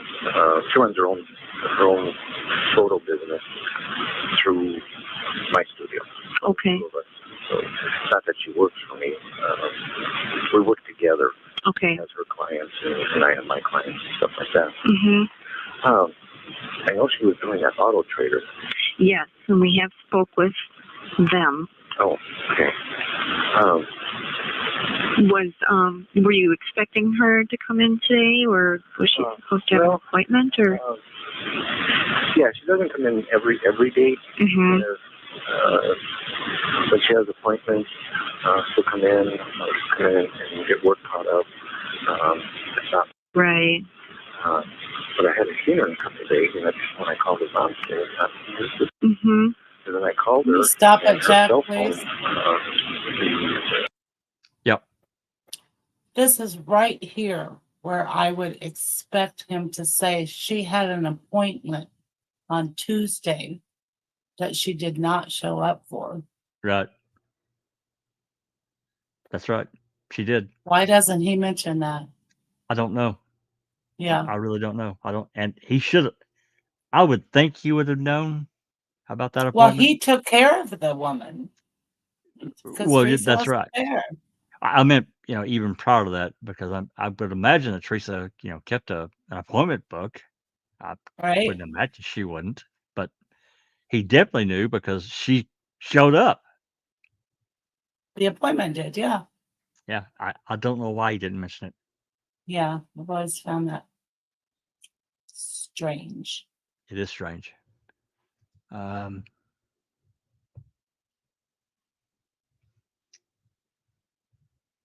What was it? Just another coincidence. Nan's Life made a comment. I saw this as we get started. I don't think Tom ever considered the time he was calling would notice or questioned. I think it was just of importance that they had a record recorded conversation. Yeah, well, that may be true. Maybe he's just kind of a night owl and didn't even think about what time it was when he called. That's entirely possible. There are people like that. Doesn't matter to them. It's midnight. I'm sure he's well aware that police department's open 24/7. So it may have not even crossed his mind about what time it was. So I tend to agree with that. Otherwise, he would have said, maybe I should just wait till tomorrow, or maybe said, hey, it's really late, but he didn't do that. And another thing, I don't know if it's strange or not. He had called Karen prior to her calling CASO at 2:37. What time did he talk to Green Bay? And now here we are at midnight. So basically, it's 10 hours later, not quite, but 9.5 hours later, he's just now calling Calumet County. It's a long time. If it's an hour or two, okay, maybe I could see that, but to wait that long, I don't know. I don't want to put too much innuendo into that. Maybe he was doing other things, talking to other people. I don't know. And as Susan suggested, maybe he's having a couple of beers. Could be. Anyway, I'll back it up a click and we'll continue. Mm-hmm. And then I called her, and her cell phone, the answering service. Right. Okay, that's not Teresa. Mm-hmm. Correct. Was that with the auto trader? Yes. Okay. I don't know if this will help. I know a few times she would tell me she had problems with the auto, not with the auto trader, but with some of the clients. Uh-huh. I often told her, I said, you got to be careful because she's going. Right. And a couple of times some of the guys got a little too friendly and so on and so forth. Mm-hmm. Did she ever mention any names or any particular stories or instances? Yeah. That you can recall? Not within the past few weeks. Not recently? No, not recently. Maybe like month and a half ago. The only other for the ads. She asked him specifically, any names that she may have mentioned? And he says, yeah. But then nothing in the past 2 weeks gets brought up. These edits in here drive me up the wall. It's like he did mention edits, right? Y'all talk for a second. I need to mute for just 1 second. I mean, it's just so obvious that there's information missing there. It jumps. Yeah. Yep. What are they editing out? No. Maybe information about the fact that she was seeing a married guy, because they tried to keep that out at first, or that he was kind of bothering her, or she was having the calls. Like, you I've just always don't know. suspected those calls were Bradley checks that she was trying to avoid. Yeah, I think so too, because he seems like a guy who didn't like being told no. Yeah, Well, he control was freak. he definitely had a control uh, problem controlling. Certainly, the issues between him and Casey were Oh, significant. And gaslighter. Yeah, well, yeah, I mean, after they got married, he wanted her basically to not do anything in her personal life except be with him and yeah, be this subservient companion. And yeah. she's like, wait a minute, my life didn't stop. I still got friends that want to go out and have a couple of drinks, dance, not doing anything wrong. Just go have fun. Yeah, And accusing her of co- cheating and yeah. well, yeah, I that's a whole mean, other story. it's He get typical. It's a typical control freak. Yeah, he was pretty bad, but there were other issues that got drug into that whole situation. It was an awful, awful situation for her. There's no doubt about it. I mean, if you read well, I haven't released them, but um, the information that I requested and shared with some that have released that information about their personal life, it's really personal, man. Yeah, And it didn't add anything to this case, although we can draw out of how controlling he was, and could gives he you a potentially picture of him well, and his personality and yeah, his yeah. yeah, And yeah, what Teresa was involved with him. yeah, that's right. Wasn't good. Yeah, Well, it's I mean, I think it's likely that Teresa probably got a little taste of that and said, "Hey, yeah, yeah. you don't control me. You don't tell me what to do. F off." I don't know that, but And his alibi, he was sleeping. yeah, Yeah, yeah, that's right. home Okay. alone. Me All too, right, Sheila. we got a comment. Sheila Hawkins says he's always been a suspect for me. Yeah, he's definitely a strange character. There's no doubt. Did he have anything to do with it?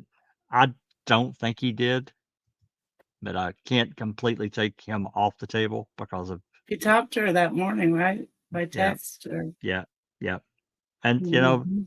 cops not you know pulling that information off this phone or at minimum taking a photo of it. Yep, yep. It's just Where's that? Mhm. it's just terrible investigative work. Terrible.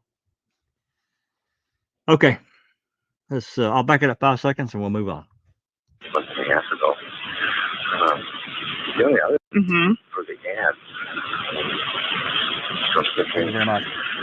could have been Mm-hmm. could have been a robbery or Okay. the only other thing,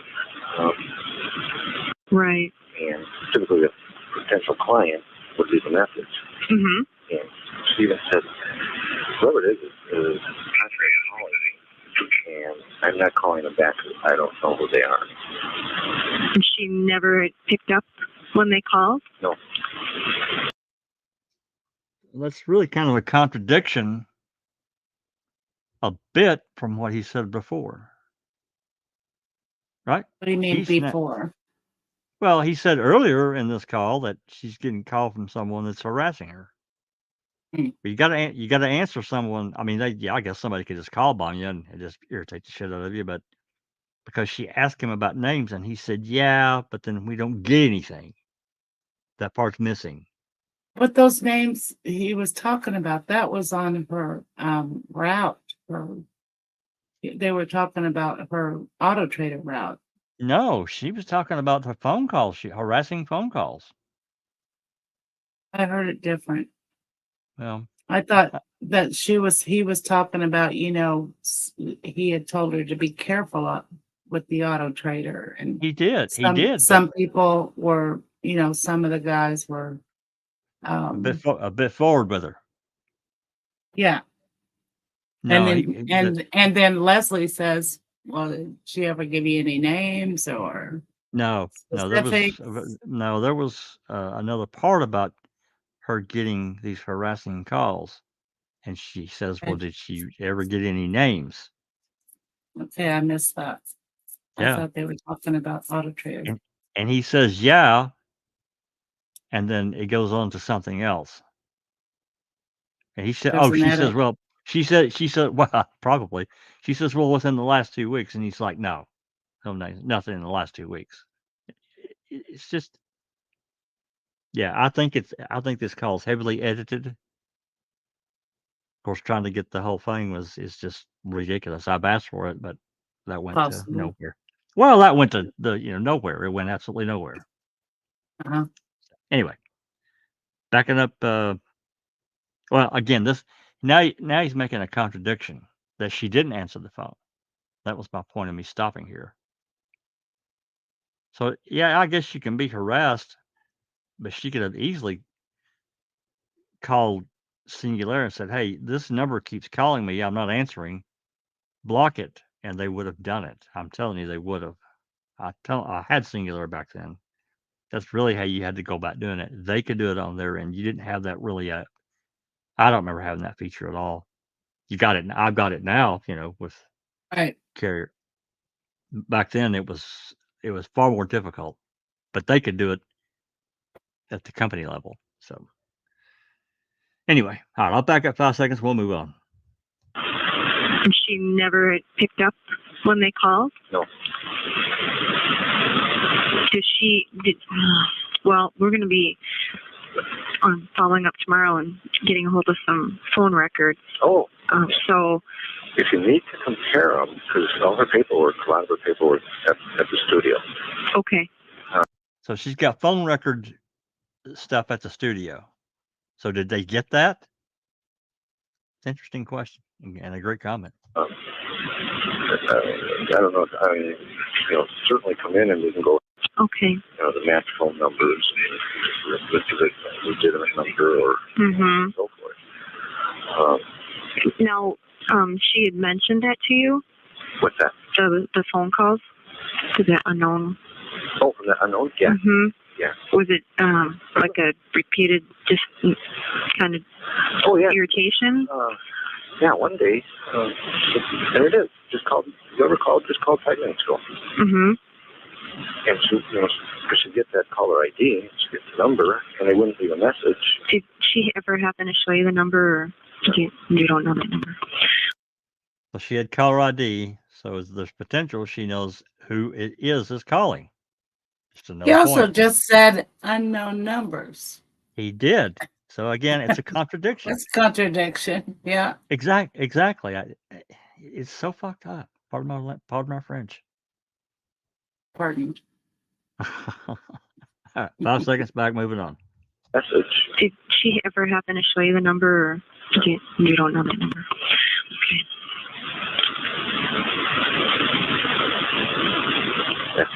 Yeah. I mean, it was. And this, do you know when that started, or how long it had been a problem?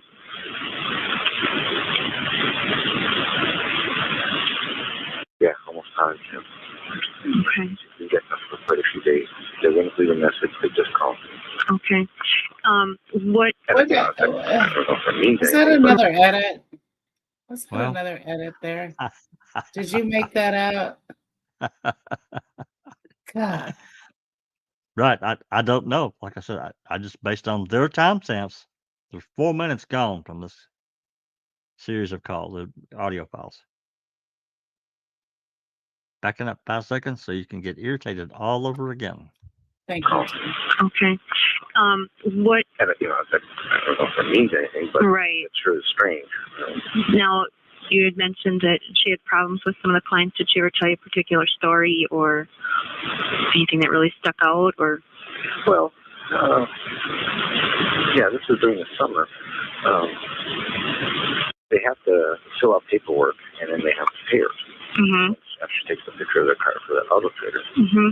So the guy invited her in, and he was talking and offered a couple drinks. And, he was making some comments about her. And she had to have to fill out paperwork. They paid, and she said, I just started feeling very uncomfortable. Mm-hmm. And then one time, Mm-hmm. that's why I said, you got to be careful. You can't be going in these people's houses. You clearly an edit right there. That was another edit. That was a clear edit cut right there. Taken out because I'll play it again. It's And then clearly, another time, yep, gone. clip. That's right. Back it up. That's why I said, you got to be careful. You can't be going in these houses feeling very uncomfortable. Mm-hmm. Before that. Mm-hmm. That's why I said, you got to be careful. You can't be going in these people's houses. Crazy. Especially in some of them, she's out in the boonies Right. taking pictures. And she's very independent. She's all, I take care of myself. The old cliche, everybody can take care of themselves. Right. Teresa, have them come outside and fill it out. Could I I just want to confirm, your address of this photo studio is 1599 Western Avenue? Yes. Okay. And the name of the studio is Pearce Yes. Photography? Yep, I'm Tom Pearce. Okay, and that's P-E-I-R? Nope, P-E-A-R. P-E-A-R-C-E. And it's Thomas, you said? Yes. Oh, Tom. You go by Tom? Yeah. And what's your middle initial, Tom? E as in Edward? Yep. Oh, very good. Good guess, huh? And your date of birth? 10/5/48. And when is the last time that you had contact with her? Saturday. Saturday. Okay. Yeah, that's what Karen told me. And what did you see her at the studio or? Yeah. Okay. Yeah, she had a couple of shoots in the afternoon, and I had some in the morning, scheduled around each other. Okay, so she had some appointments at work. And did she have an email address at the studio or a computer? Through her own webpage. Okay, so that would be the same email that would be on her home computer? Yep. Okay, we have that access to that as well. Okay. And you mentioned, does she just have the one cell phone that she uses mostly for business? Yeah, and personal. Okay, so I just want to make sure that there wasn't another phone out there floating around that I wasn't aware of. No, not that I'm aware of. Okay. It's always been a question, did Teresa have a second phone for a lot of people? We have no real evidence of that. But if you don't have the phone, you don't have any records, there's no reference. It's a dead end. It's literally a dead end. Was it down by the river? Well, that's possible. The one that Campion and Deb Strauss found that disappeared? Yeah. Maybe. We don't know. They Was were it powered Deb up. Strauss or was it Deb Sturm, or yeah, Pam Sturm. I'm sorry, I said Am yeah. Sturm? Yeah. Yeah, Sturm. Mm-hmm. Yeah. So anyway, just wanted to throw that in. Any comments or questions we need to get to real quick? Oh yeah, Stuart, that's a good comment. The thing about these, well, Leslie Lemieux is not a dispatcher. She's an investigator on the case, but to his point, as time went on and these calls, everybody was well aware these dispatchers ran interference, heavy interference actually, except for the Pam Storm call. That gets spit through immediately. We run to get the sheriff. Never happened again. Never happened in any situation. And in all the thousands of calls we've got, never happened once before or once after. Otherwise, they're running interference and gathering information, so investigators can do whatever later. They do it a lot, actually. It's a great comment, though. Anyway, let's move on. Back up 5 seconds, and we'll continue. Phone out there floating around that I wasn't aware of. No, not that I'm aware of. Okay. I didn't know if she maybe had a separate phone for a business number or not. Oh, no. Okay. Yeah, I know I talked to her mom earlier. Pretty well showed the thing. Did you contact Karen wondering where she was, or did Karen contact you? Well, actually, earlier this afternoon, I just thought it was strange because Teresa's habit of coming in. Mm-hmm. Like, whether how often? Well, it depends. Like, if I know, if she knows she's not going to be in at all, like tomorrow. Mm-hmm. And last week, because we're closed on Mondays, mm-hmm. And she'll do it either in the morning. Another edit. Morning, or do it up until 1, 2, or she does have an appointment. The orders came in to put them together and stuff like that. Mm-hmm. Well, Tuesday I didn't see her, and well, I didn't think much of it. Well, Wednesday morning she go on business group. Mm-hmm. What did he just say about Tuesday? He just I'll said think about- something about Tuesday. I'll back it up. He's talking about this business group meeting that she heads up. That's Wednesday. Well, What Wednesday did morning, Tuesday I didn't see her, and put them together and stuff like that. Mm-hmm. Here we go. Well, Tuesday I didn't see her, and well, I didn't think much of it. Well, Wednesday morning she go on business group. Mm-hmm. And You get that? Tuesday didn't think much of it. I guess meaning she didn't show up. And Tuesday's That would have when been the first, right? Monday was the 31st. The first would have Yep. been Tuesday. Okay. That's correct. That's right. That's exactly right. He didn't think much of her not being there, knowing that he had to take care of that customer that came in looking for her photographs. Yeah, and he was talking about putting the pictures together or something. And then that happened Tuesday, and he didn't think much about it. Right. Didn't But mention it then. Yep. Well, kind of an offhanded comment, but yeah, it's brought up. I'll back up 5 seconds. We'll move on. well, Wednesday morning she go on business group. Mm-hmm.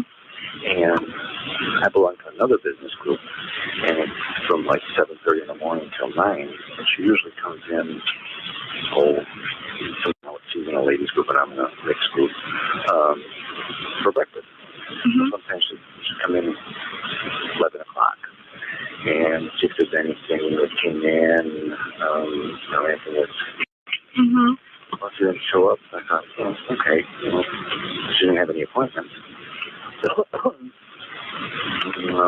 That would have been yesterday, did yeah. Well, to be in today, we know roughly, when we send out an order, it takes about 2 weeks, 2.5 weeks to get the orders back. And she either calls that coming in or doesn't have anything scheduled. And the order, she's sick, been in a car accident, and usually if she's sick or something of that nature, she would call me. Right. So, I can't remember what time it was, maybe 1-ish or whatever. Not that minute, but within the next available time she'd have, she'd call it back. Uh-huh. I thought, okay, well, she's sick. Bothered me for a while. I want to call her mom, because mom was right down. Right. And called Karen and, gee, 5 years morning, her car was gone, and, normal, Mm-hmm. And so our mailbox is full. So, I know some of her friends, but I don't know their phone numbers, or some of her friends will come in and visit this afternoon. I was getting phone calls from some of her friends. And, gee, if you've heard from Teresa. Mm-hmm. So, the network Karen, you know, if you hear anything, just let me know, you know, so I don't have to worry. And I didn't hear anything. Yeah, I hadn't called you. Karen had told me that she had spoken to you, and she had given me the information that you had last seen her on Saturday. But there is going to be further Left information there on Saturday. So this is Tuesday. Karen's mom had given Leslie the information that Pearce had last seen him on Saturday. That's what I heard. Okay. Okay. I just wanted to make sure I wasn't misconstruing something. So Saturday would have been the 30th, if I'm counting Mhm. right. No, the 29th. Sunday was the 30th. That's right. That's right. My bad. I miscounted 31 days. So that's the 29th. Okay. This is pre-missing time frame. So Yeah. okay. He sure I'll does make- have a really good idea. He knows more of what she has going on than her own mom does. Well, yeah. I mean, it certainly comes off that way. Yep. He was kind of her mentor, right? I mean, she worked for him before And she during college, started her own business. Yeah. she interned with him for college. Interned, yeah. Mm-hmm. Yeah. Do you remember, was there a lot of phone calls? Because I never really studied her phone records much, because that was something that I just, Others did. Yeah, I yeah, didn't get and into did it either. well. And did well. But does anybody recall whether there were a lot of back and forth calls from him to her? I don't. It doesn't stick I out. don't recall. Yeah, me either. I think I've Jinx always, did a lot on the yeah. on those calls on the records, but yeah, I don't know. Another little Nothing's coinky dink, just I want to throw out there is the fact that she had changed her phone company, in August? Like everything started in August, if I remember correctly. She got a new credit card, she got a new phone, like all of her records were quite, um, quite new.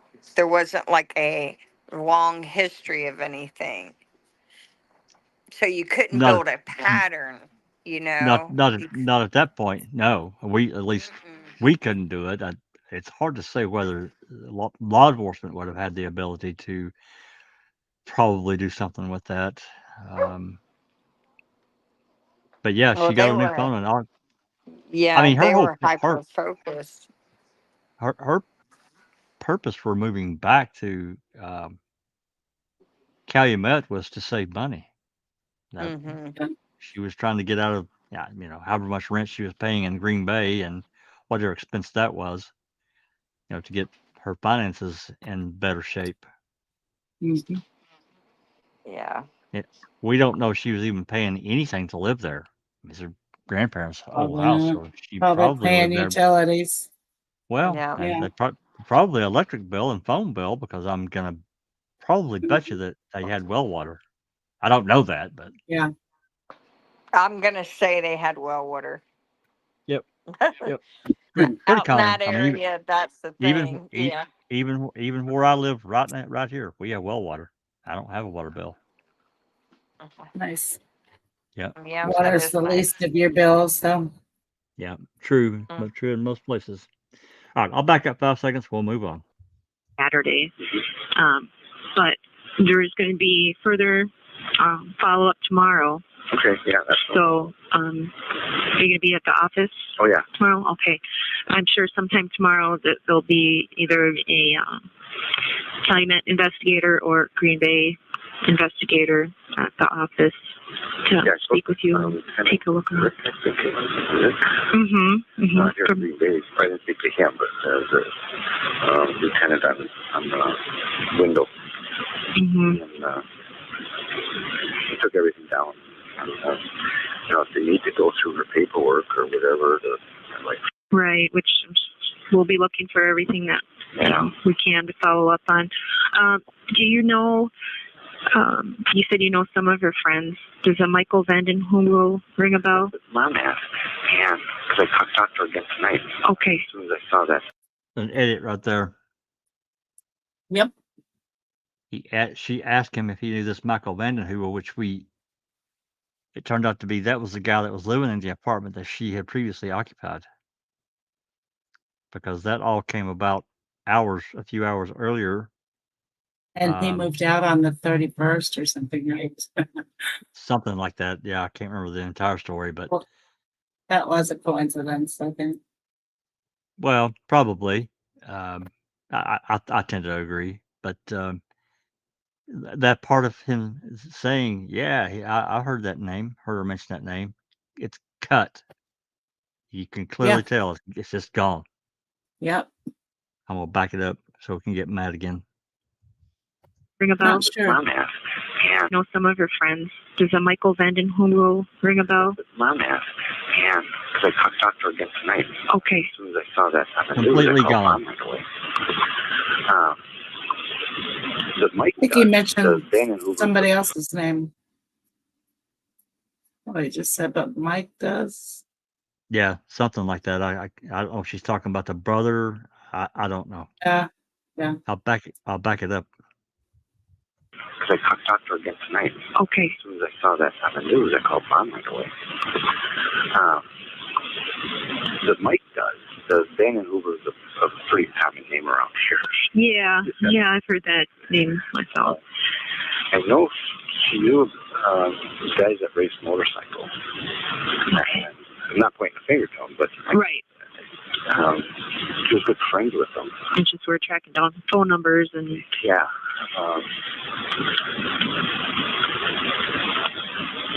I'm all conversations. Mm-hmm. But not the last name. Okay. Another clear edit. She would say like, "Oh yeah, good friend of mine." Mm-hmm. Just first name. Yeah. Do you know does she stay in Green Bay often or? Not really. Okay. If she would, she'd stay by one of her girlfriends. Okay. Say they were going to go out or something. And you don't know of any boyfriends or? No. And she hadn't mentioned, except for those phone calls, nothing strange or out of the ordinary. No. Recently. No, even her behavior, like she was. Mm-hmm. But I know she has friends in Milwaukee and Chicago. Okay. And she mentioned, she said, "Yeah, one of these weeks I'm going to go down and see her." Mm-hmm. She came up and a couple of days. Road trips like that. She let me know that I'm going to be gone and where she was going to go. Because I would book appointments for her and she would book appointments for me and so on and so forth. Okay. Did she have any specific appointments today, or it was just that you hadn't seen her for several days? I haven't seen her. Okay. Okay. Tom, do you have the home phone number or cell phone that we could reach out if we need to? Oh, sure. Home phone is 920 434 3004. 3004. Right. And the studio. Okay. We'll probably be there by 9 tomorrow. Okay. 920 592 9494. And do you have a cell phone as well, or? I don't use it. Okay. Basically, I use it in my car for emergencies. Okay. So I very seldom even have it on. Okay. Not a cell phone. But at 10 o'clock, one of the girls that works for me, she talked with me. That's when she'll be in. And she might be able to shed something out too. Okay. Very good. Is there anything else that I haven't asked you or that you can think of?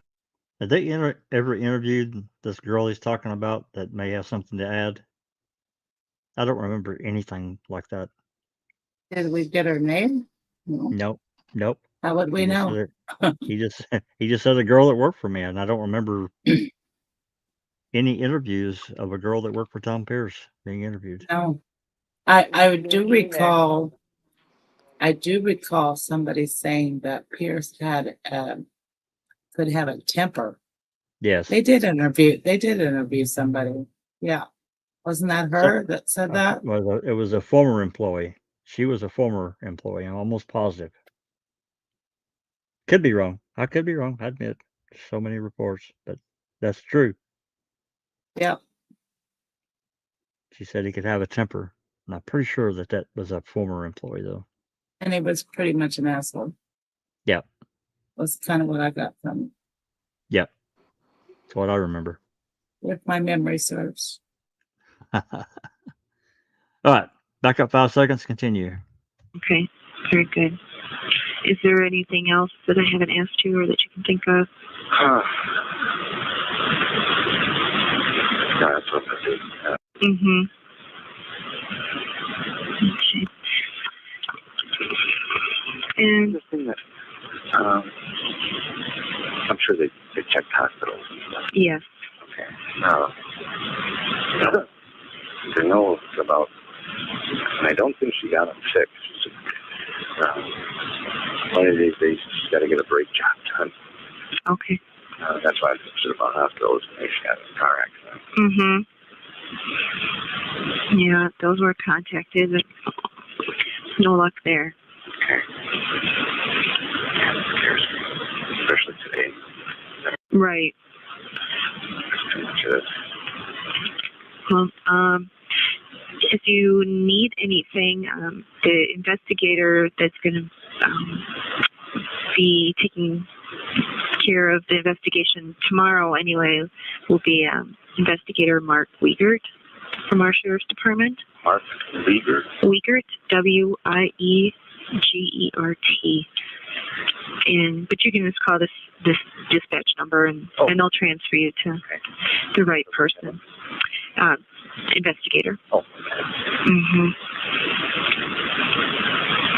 And like I said, someone from our department or Green Bay will most likely be there tomorrow to take a look around.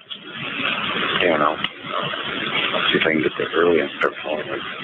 Her laptop? Yeah. We have that. Oh, you do? Mm-hmm. Yes. Okay. Was that home? Was that abnormal or did she? That was another edit. Was at home. What are you talking about? I'm going to play it again. Her laptop. Maybe she had two. Well, that's always been a Worked at thought. home. That's always been another suggestion that we got nowhere with. It's possible. Was that abnormal or did she have more than one? I don't know if she uses a little iPod too, but iPod.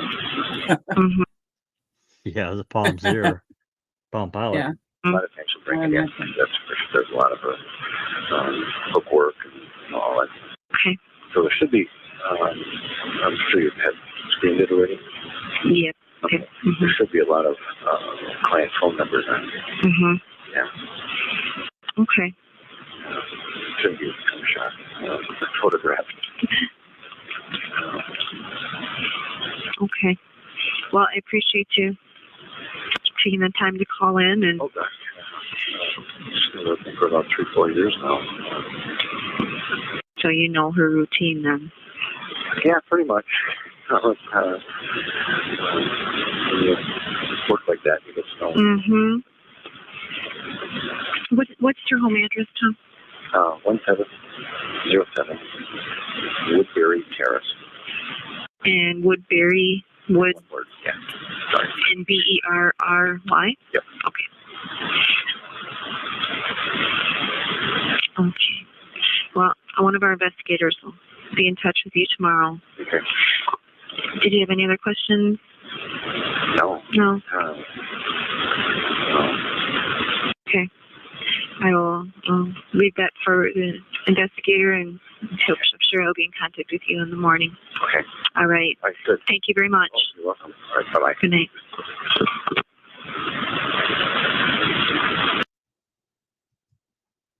You know, one thing that is kind of interesting, he never brought up the boudoir photography. No, he and didn't. Pictures of naked people. And I He- think he was doing that as well, wasn't he? I can't remember. It seemed like he may have been, but I just can't remember for sure, Susan. It's not hitting a solid memory bell there. That's interesting. He didn't bring that up because you would think that since that's how she started fooling around with the guy, and that guy and her, were in the process of splitting up. I wonder if that's some of the stuff that wasn't edited out. Possibly. Yeah. Could be. He never mentioned Bradley. He didn't No. sound like he knew about him when she asked him about boyfriends. Well, that's the way the call played out, but That's Right. right. they could edit it down to where it basically becomes nothing. It's not there, not mentioned. Do y'all want to hear something strange, kind of off topic, but on topic? So the building that the Miro Aluminum Foundry Company was in just sold half of that property to none other than the Boys and Girls Club of Manitowoc County for the whopping price of $1.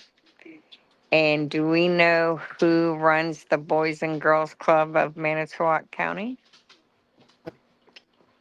Casuric? Kasuric. Mm-hmm.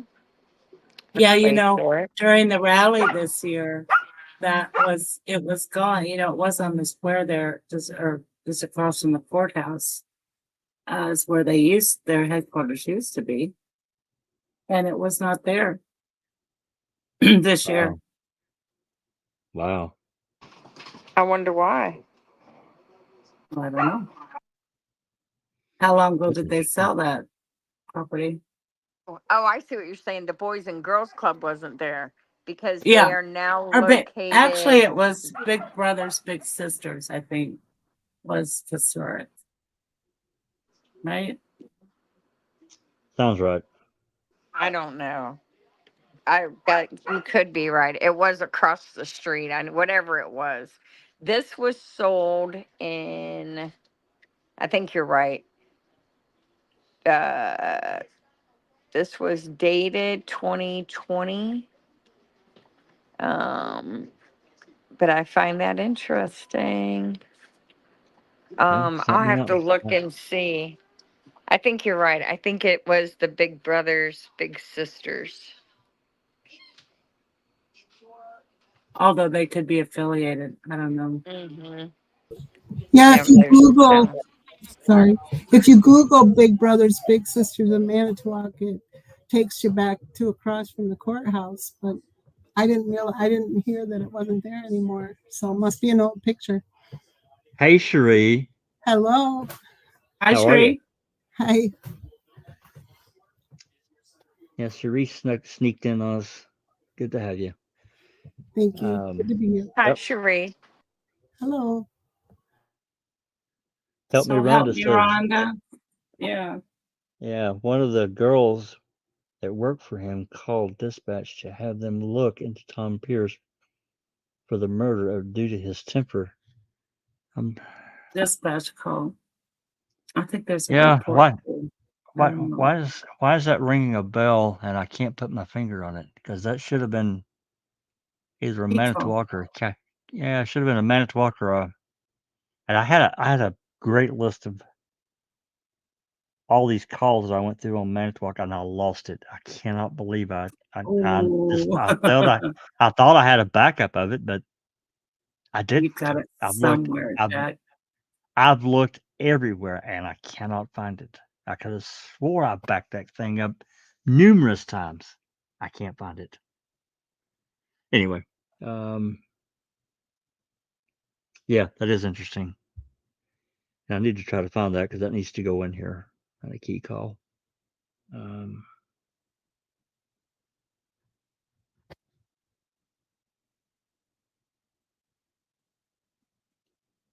Isn't it Stuart Boudoir photography? Yeah, but I've such a polite and subtle way of describing that particular art form. Well, I've said it before and I'll say it now. It doesn't bother me. It doesn't make me think less of Teresa as a person. She's just trying to make a living. And photography was her life, So, hell, I don't blame her. You make money how you can make money. Now, certainly there Right. would be a limit to what I would, agree to photograph. But boudoir stuff, nah, I don't have a problem with that. I certainly wouldn't. Okay, we're at 8:24. Let's see what we got next. This is the Deb Strauss. We'll give this a listen, and we're going to call it good, and we'll stop it here. That'd give us a couple hours of going through these key calls, and then we can pick it up for next time. Because like I said, all these are relevant. Yeah, all these are relevant. All these are add some flavor or fabric to the case in one way or another. Well, I'm just talking about with stuff that we do know. Deb Strauss is certainly a huge part of this case that she was basically on the sidelines doing all this stuff, man. I mean, she did a lot of stuff. You can go through the DCI reports and see that alone, other ones that we've got. I'm sure there's reports that she wrote that we still can't get, which is, again, in itself, 18, 19 years later, I just found it mind-blowing. All right, let's play this call, and then we'll talk about it, and then we're going to get out of here. Here we go.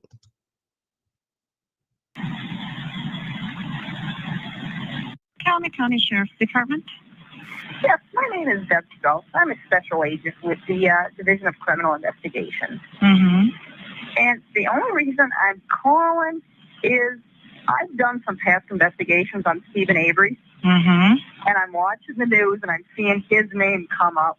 Mm-hmm. And I'm wondering if there's anything I can offer to help you guys. I'll make a comment about what she just said there. I've done some past investigations into Stephen Avery. While that's kind of true, she was investigating Manitowoc County Sheriff's Department. Not Stephen Avery. Not Stephen Avery. Was she involved in the 85 case? She's not old enough, is she? No. I guess she could be old enough. That was only 20 years. Well, it was 20 years prior. Yeah, she wasn't involved in it, anything that I've ever seen. Yeah. But I'm certainly sure she probably heard about it. What other case would DCI be involved investigating Stephen? Oh no, it was definitely her. It was definitely her role in the wrongful conviction of Stephen Avery. Right. Whom she was not investigating. No. She was supposed to be investigating the Manitowoc Sheriff's Department. That's correct. Yeah. That is correct. So, I've always found that. She obviously got an earful about Stephen from somebody. Oh yeah. Oh yeah. Maybe a woman whose name starts with J and ends with a Y and starts with a D and ends with a K. Perhaps. Not Miss Verbiage. Come on. No, not her. I'm sure she got an earful. And in addition to what we know she said, I'm sure there was a whole lot that wasn't said. And I think this phone call is clear evidence of how the blue blood it sticks together. I think it shows how she was not concerned at all that these officers whom she investigated and conducted themselves poorly, she was not in any way worried that they may have messed up again. Because remember now, the report says that even it wasn't intentional, but they could have done better, right? Yeah, And and she knew so, better than that. She knew better than yes. that. She's the one that did the entire investigation along with her buddy, and she knew what went down. Mm-hmm. She Well, knew And he was framed. yep. Oh another yeah. another part of this that sticks out is how she injects herself, Yeah. and compared to the other agents that were assigned to that case, they were assigned to that case. She volunteered her services. Yep. It's completely different, and it doesn't work. It doesn't jive for me, as far as as- She had a direct line to Peg in that well, investigation. it certainly seems that way. Well, I Mm. wonder if her phone call isn't how they were getting the DOJ an excuse to be involved so early on. Like PCI. if that, yeah, your DCI, like getting the state, giving a viable reason for the state to be involved prior Yeah, this is the to, 4th. This is the yeah. evening of the 4th. Well, Yeah. Remiker had already called them about doing a ping on Teresa's phone the night before. Not, So yeah, not they only, yeah, that's another call that's whack-a-mole. Yeah. it is. I mean, it was kind of he called after hours basically, but I think they were already had some focus, and for Deb Strauss to just show up, I just got a real problem. I just got a real problem with that. Not I procedure. agree. Does she not have I any other cases at the DCI and the DOJ to work on? I mean, she's white collar. She's a white I collar was criminal. fixing to say that. Yep. She was deposed. She was Yeah, deposed in this lawsuit, for that's right. fuck's sake. Yeah, That is a conflict of interest. big time conflict. All right, I'm gonna back up 5 seconds. We'll continue. And I'm wondering if there's anything I can offer to help you guys. How do you spell your last name, Deb? It's S as in Sam, Prauss. And I'm a special agent with DCI out of our Appleton office. And the other thing, and I don't even know if this is within my realm of authority to even offer, but I'm not a big fan of Steve Avery. If there's even something technical assist that our agency has that would benefit you guys. well, right now everybody is gone. Okay. I can put you through to Investigator Wiegert's phone. He will be coming in tomorrow. If you want to leave your name and where you're from and your phone number, Okay. and a short message, then if he needs you, he could call you back tomorrow. That sounds fine. Okay. I just need to, in good conscience, at least pick up the phone and make the call. Okay, just All right. 1 second. Thanks. I'd sure like to have that call, that recording that she left for a week. Yeah. And those calls are recorded. I'd like to have the call she talked to Wiegert. Yeah, Yeah. absolutely. Yeah, Absolutely. we just heard Leslie Lemieux's phone That's right. talking to Tom Pearce. That's right. That's exactly right. All right, that's enough for tonight. We've been here 2.5 hours. Still a I'm lot to pissed go. off enough. Yep. You picked a Well, good one to end on. no doubt. Well, I mean, I'm gonna scroll down. This goes on and on and on. Like I said, I've added a lot of calls, but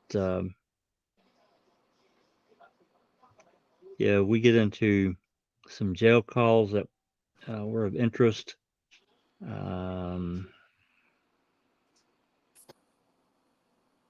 The Oral Jacobs call, and then the Mark Williams message on someone's voicemail, which is it's like, wait, what? You did what? Anyway, Better go check those bones out, see what we got. yeah, better check that bag. Don't you think, Tom? Dot. Pop that off.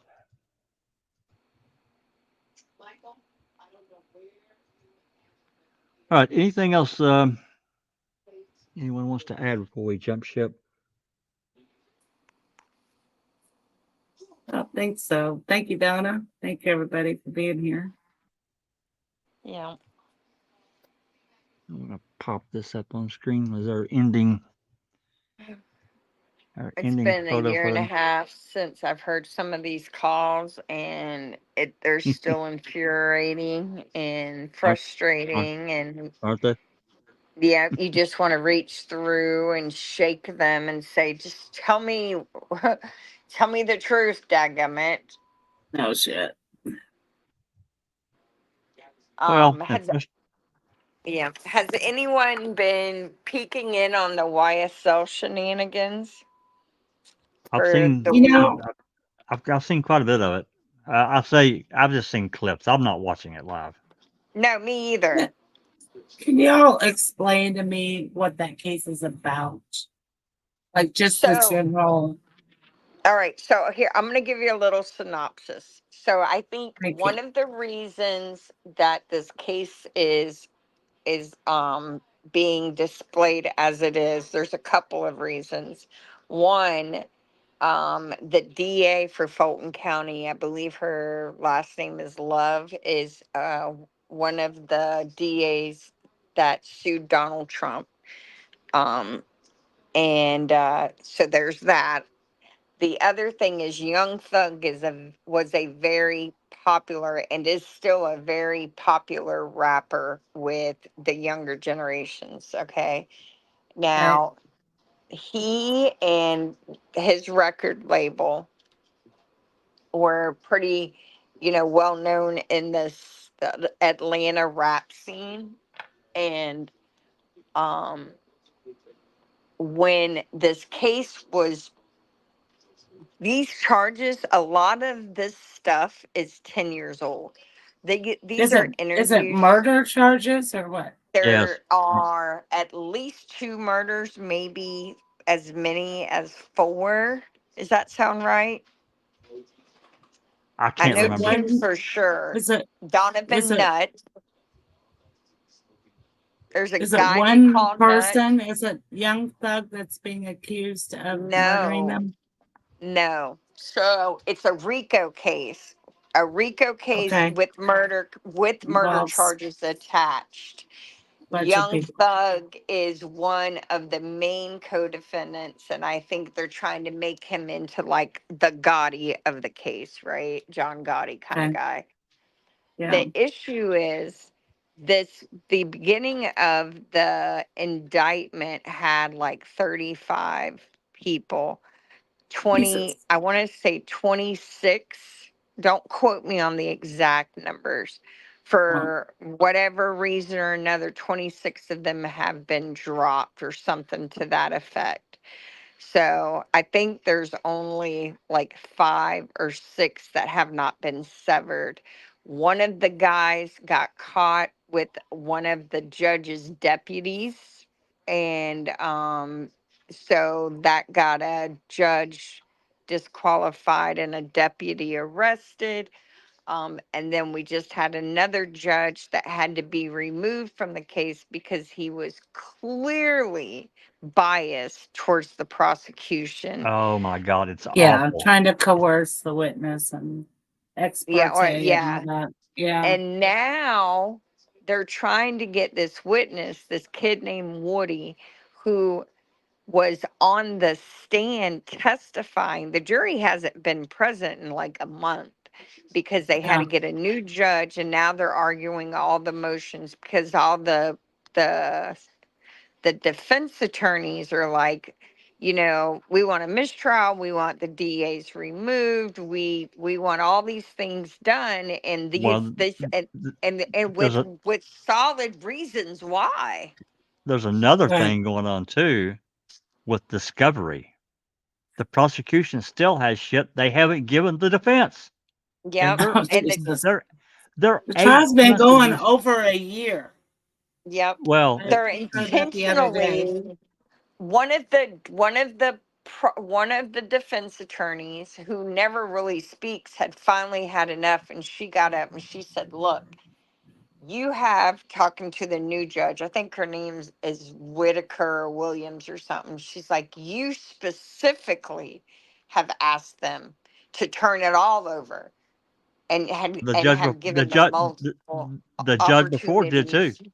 The judge Right. before did too. And we have evidence that not only are they still withholding, but we have accidental, it sounds familiar. We have documents that they have turned over with little notes written saying don't give this to them.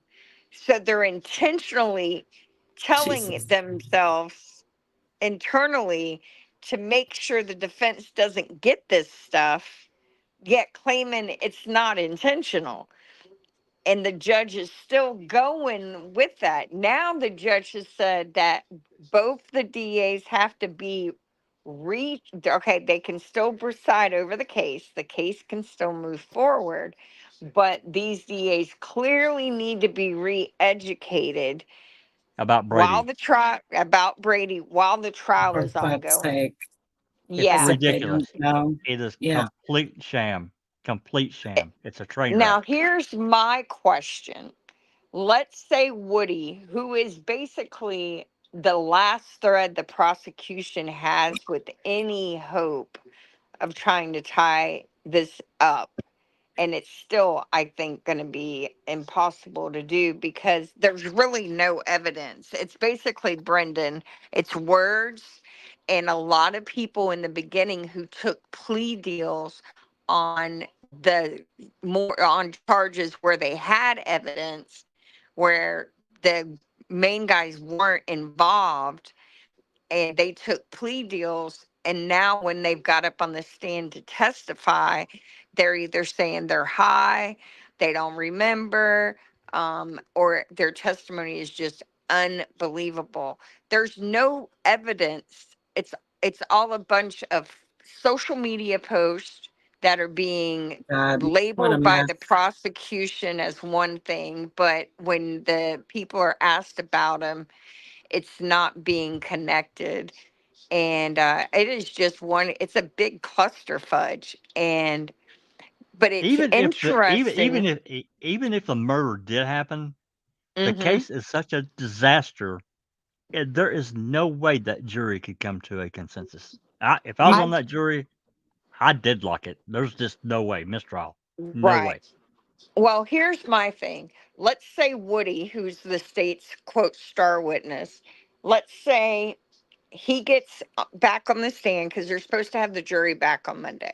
If Woody gets on the stand and they say, you know, here's where you're at, are you going to testify or not? And he changes his mind and says no and takes the fifth. How do you unring everything he said to the jury, in addition to having to tell the jury that the judge was removed because his conduct wasn't right? And now you got to realize this judge was like, prior to being removed from the case, the way he was conducting himself in front of the jury was clearly biased to the prosecution. It's And terrible. so, yeah, so if Woody says, I'm not going to testify now, how do you address that and think you're going to get these guys a fair trial? You can't. Like, no, this case should have been done when they removed the judge. And the fact that this judge is still trying to make it go forward just shows that justice is not like what we have Well, been trained to believe it is. if you think about, for me, it's just as simple to allow those prosecutors to remain on that case and that judge knowing that they're continuing to intentionally withhold evidence, you're done. Any It's competent judge would during have. the trial. That's right. You know, you're supposed to hand all that over before trial. That's right. Discovery's been over for months and months and months, long ago. It's so ridiculous, Crazy. Susan. It is Good Lord. ridiculous. Nanslaw's talking about it. She says there's going to be fireworks in the morning. So Yeah. She also said Yeah. less than 3 weeks ago, one of the defendants was charged with assault and attempted murder of an inmate. Oh, Good wow. I Lord. missed that. Wow. I did too. Yeah. It's crazy. It's absolutely crazy. Mm-hmm. I've intentionally kept just only stuck my little toe in for bits and pieces what I can get on Twitter. It shows court proceedings and just some clips. Other than that, I stayed away from it. I didn't want to dive too deep. And I that watched- Benefield case, Susan, my daughter is right there with you. Oh my God. I haven't seen any of that. It's just wrongfully convicted. Yeah, it's awful. Awful. I thought She about hasn't been doing some sentenced yet. digging. You know, she Yeah. worked for Trump. Did she? Mm-hmm. That's She did. interesting. She Under met Scarce. Oh, I'm sorry. Go ahead. Barry. I don't think they YSL? can. I don't think they can do that under your scars. I don't think they're too far along in the process. I don't think legally they can do that. They can provide alternates, but they only generally have 4 or maybe even 6 alternates, not enough to replace the entire jury. And they went through. I think they went through just about all of them. Yeah, I think there's 16 jurors left. So they've got the 12 and the 4 alternates, and that was prior to taking the month off. So it's going to be interesting to see if they all show up. Because if that happens, they're really going to have to start over. And I'm just curious to see how that's even going to happen. But the alternates have all heard the same stuff. Yes. Mm-hmm. It's not like they're fresh. It's not. Yeah, they're not new. So Yeah. Well, no, what I'm saying is they've been gone a month. You yeah, I know, know. how many people have had something come up Right. where they That's can like no what longer? she just put up. Jury comes Jury back comes back tomorrow and are asked if they can forget Woody's previous testimony. If 8 can't, it becomes a mistrial. And it should be with What prejudice, in my the opinion. actual fuck? Right. That's crazy. Can you forget what he said and now believe what he says this time? Right. Right. What Let's the- just, Mm-hmm. And mind you, That's now, and insane. all he said, he has said so many times that he lied. He lied. He said, "I said whatever I thought they wanted me to say, so I could go home." Didn't he try to take the 5th also?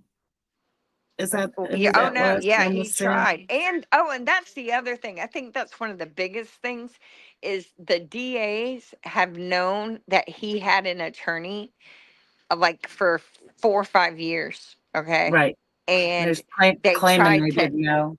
Yeah. they tried an okey doke to get him to snitch, and that's what got the judge removed from the case is the ex parte that he participated in, and then he tried to have the defense attorney arrested.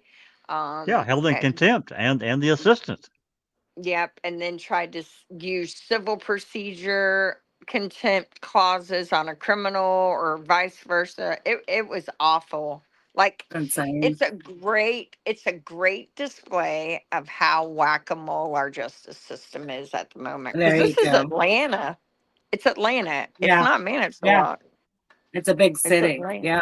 Mm-hmm. Well, Big I mean, time. you can move into the your Karen Reed case, and it's a disaster too. Oh. It's a complete disaster. That's what they're trying to do. Yep. And they We'll did see it in the what Benefield Judge case. Canoni does. Yeah, and and yeah, I just there's so many. There's so many. it's probably lower on the food chain, but there was I saw it on X last night. The FBI arrested they've arrested several Boston police officers in this overtime fraud scheme that they were doing. Oh They yeah, paid that out was a big scandal. hundreds of thousands of dollars to several Boston police officers. I know How some have many been arrested. I'm how sorry. many huge scandals come out of Massachusetts? I tell you what, Yeah, their state I can police. Oh my I can lord, and the I can crime think of labs. how to Yeah. fix a drug scandal jumps right out of my face. Trial 4. Trial 4, absolutely. It's That's out of and this case here, the Boston. Karen Reed case, and what Oh my they god. did, it's horrible what they did. It And now these this other people. one, with the girl, little young girl that was groomed. Can't think of her name Oh, right now. I can't think of By her the name. po- Yeah, by the cops, yeah, three of them. and passed around between 3 of them. Yeah, Yep, yeah. terrible. They Anyway, ruled it um, unaliving. What do you call it? Self-unaliving wow, suicide. what a They term. ruled it as suicide. Now it's just Baden just said no, that's a homicide. So yeah, that's another one. Right there in the same Wow. neighborhood, right next door. Mm. Yeah, Crazy. she was pregnant with a cop's baby that was married and had his Oh, is Wow. that had the it. one where they met at the park? No, they met when she was 13 and she No. joined become a policeman Explore something explore program. Yeah, program. Yeah, because she wanted to be a cop. Wow. Started grooming her at 13. then took Wow. advantage of her. Started screwing her at 15. Wow. Just crazy shit. Yeah. So many people, in power, they just lose their fucking minds when they get power Mm-hmm.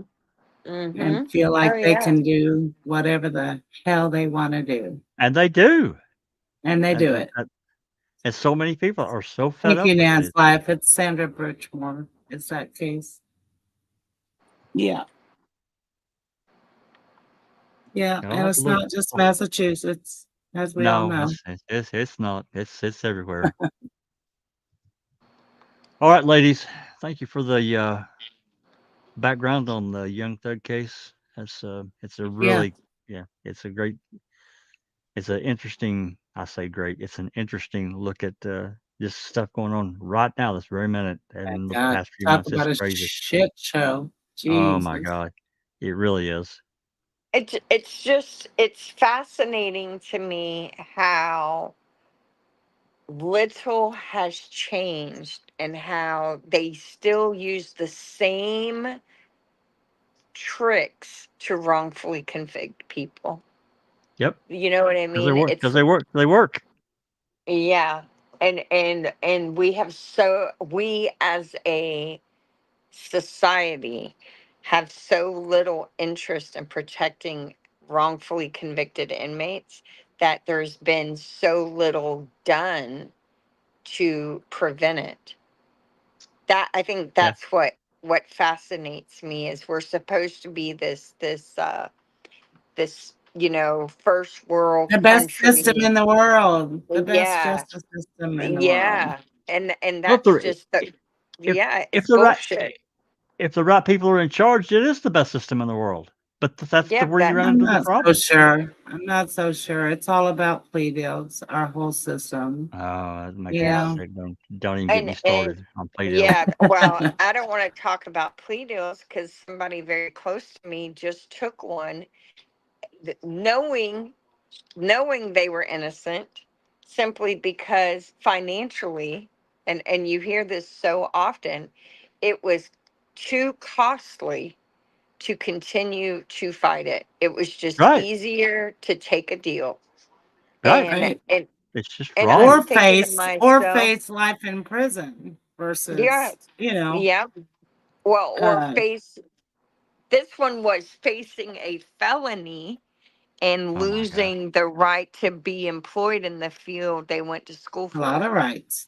Oh Yep. yeah, that's a big one. Mm-hmm. That is a huge one. And so I'm just thinking to myself, yeah, and the sad thing is I expressed from the beginning my concern that they were going to wear them down and this was going to be the end result because I was trying to prepare them, like I Yeah, knew that if they weren't prepared to tough it out, that this was probably going to be what happened. And after a yeah, year and a half, they just couldn't continue to do it, you Yeah. know? And I was just Happens. like, wow. Yeah. And they know that they're innocent. That's the crappy thing. They know they're innocent. But right. but they don't care. Yes, they The don't care. DA's office knows that this person is A fucking innocent. game. It's a Yeah. fucking game. Yeah. Yeah. Extract money from people. Mm-hmm. Yeah. People don't think the criminal justice system isn't about money. They're not paying attention Yeah. because it is. Sir King made Mhm. a good comment. Here's such an intricate investigation of SA's fire pit using a bobcat in your picture on screen. What the fuck? A prime example of terrible procedures by law enforcement. Right there. Yeah, they destroyed that fire pit. Yeah. They completely destroyed it. Yeah. Dug it up, scattered the dirt. It's like using a snowblower to Yep, investigate a crime scene. that's right. Yeah. All right, ladies, I'm gonna get us out of here. We've been Yes, here. please. I'm hungry. I know you're probably Yeah. hungry and tired. Yep. So I'll Yep. Me say, too. hey, we Thank you, appreciate everyone Jack. joining. You betcha. We're gonna do some more of these, and generate whatever thoughts and conversation that we can from it. Maybe think of another open records request that we haven't thought of in the past to send in to either get ignored or denied. So with that said, again, thank you, Susan and Christina and Cherie for jumping in and for this good conversation, these interesting calls. That said, I'm going to say this has been a Foul Play production.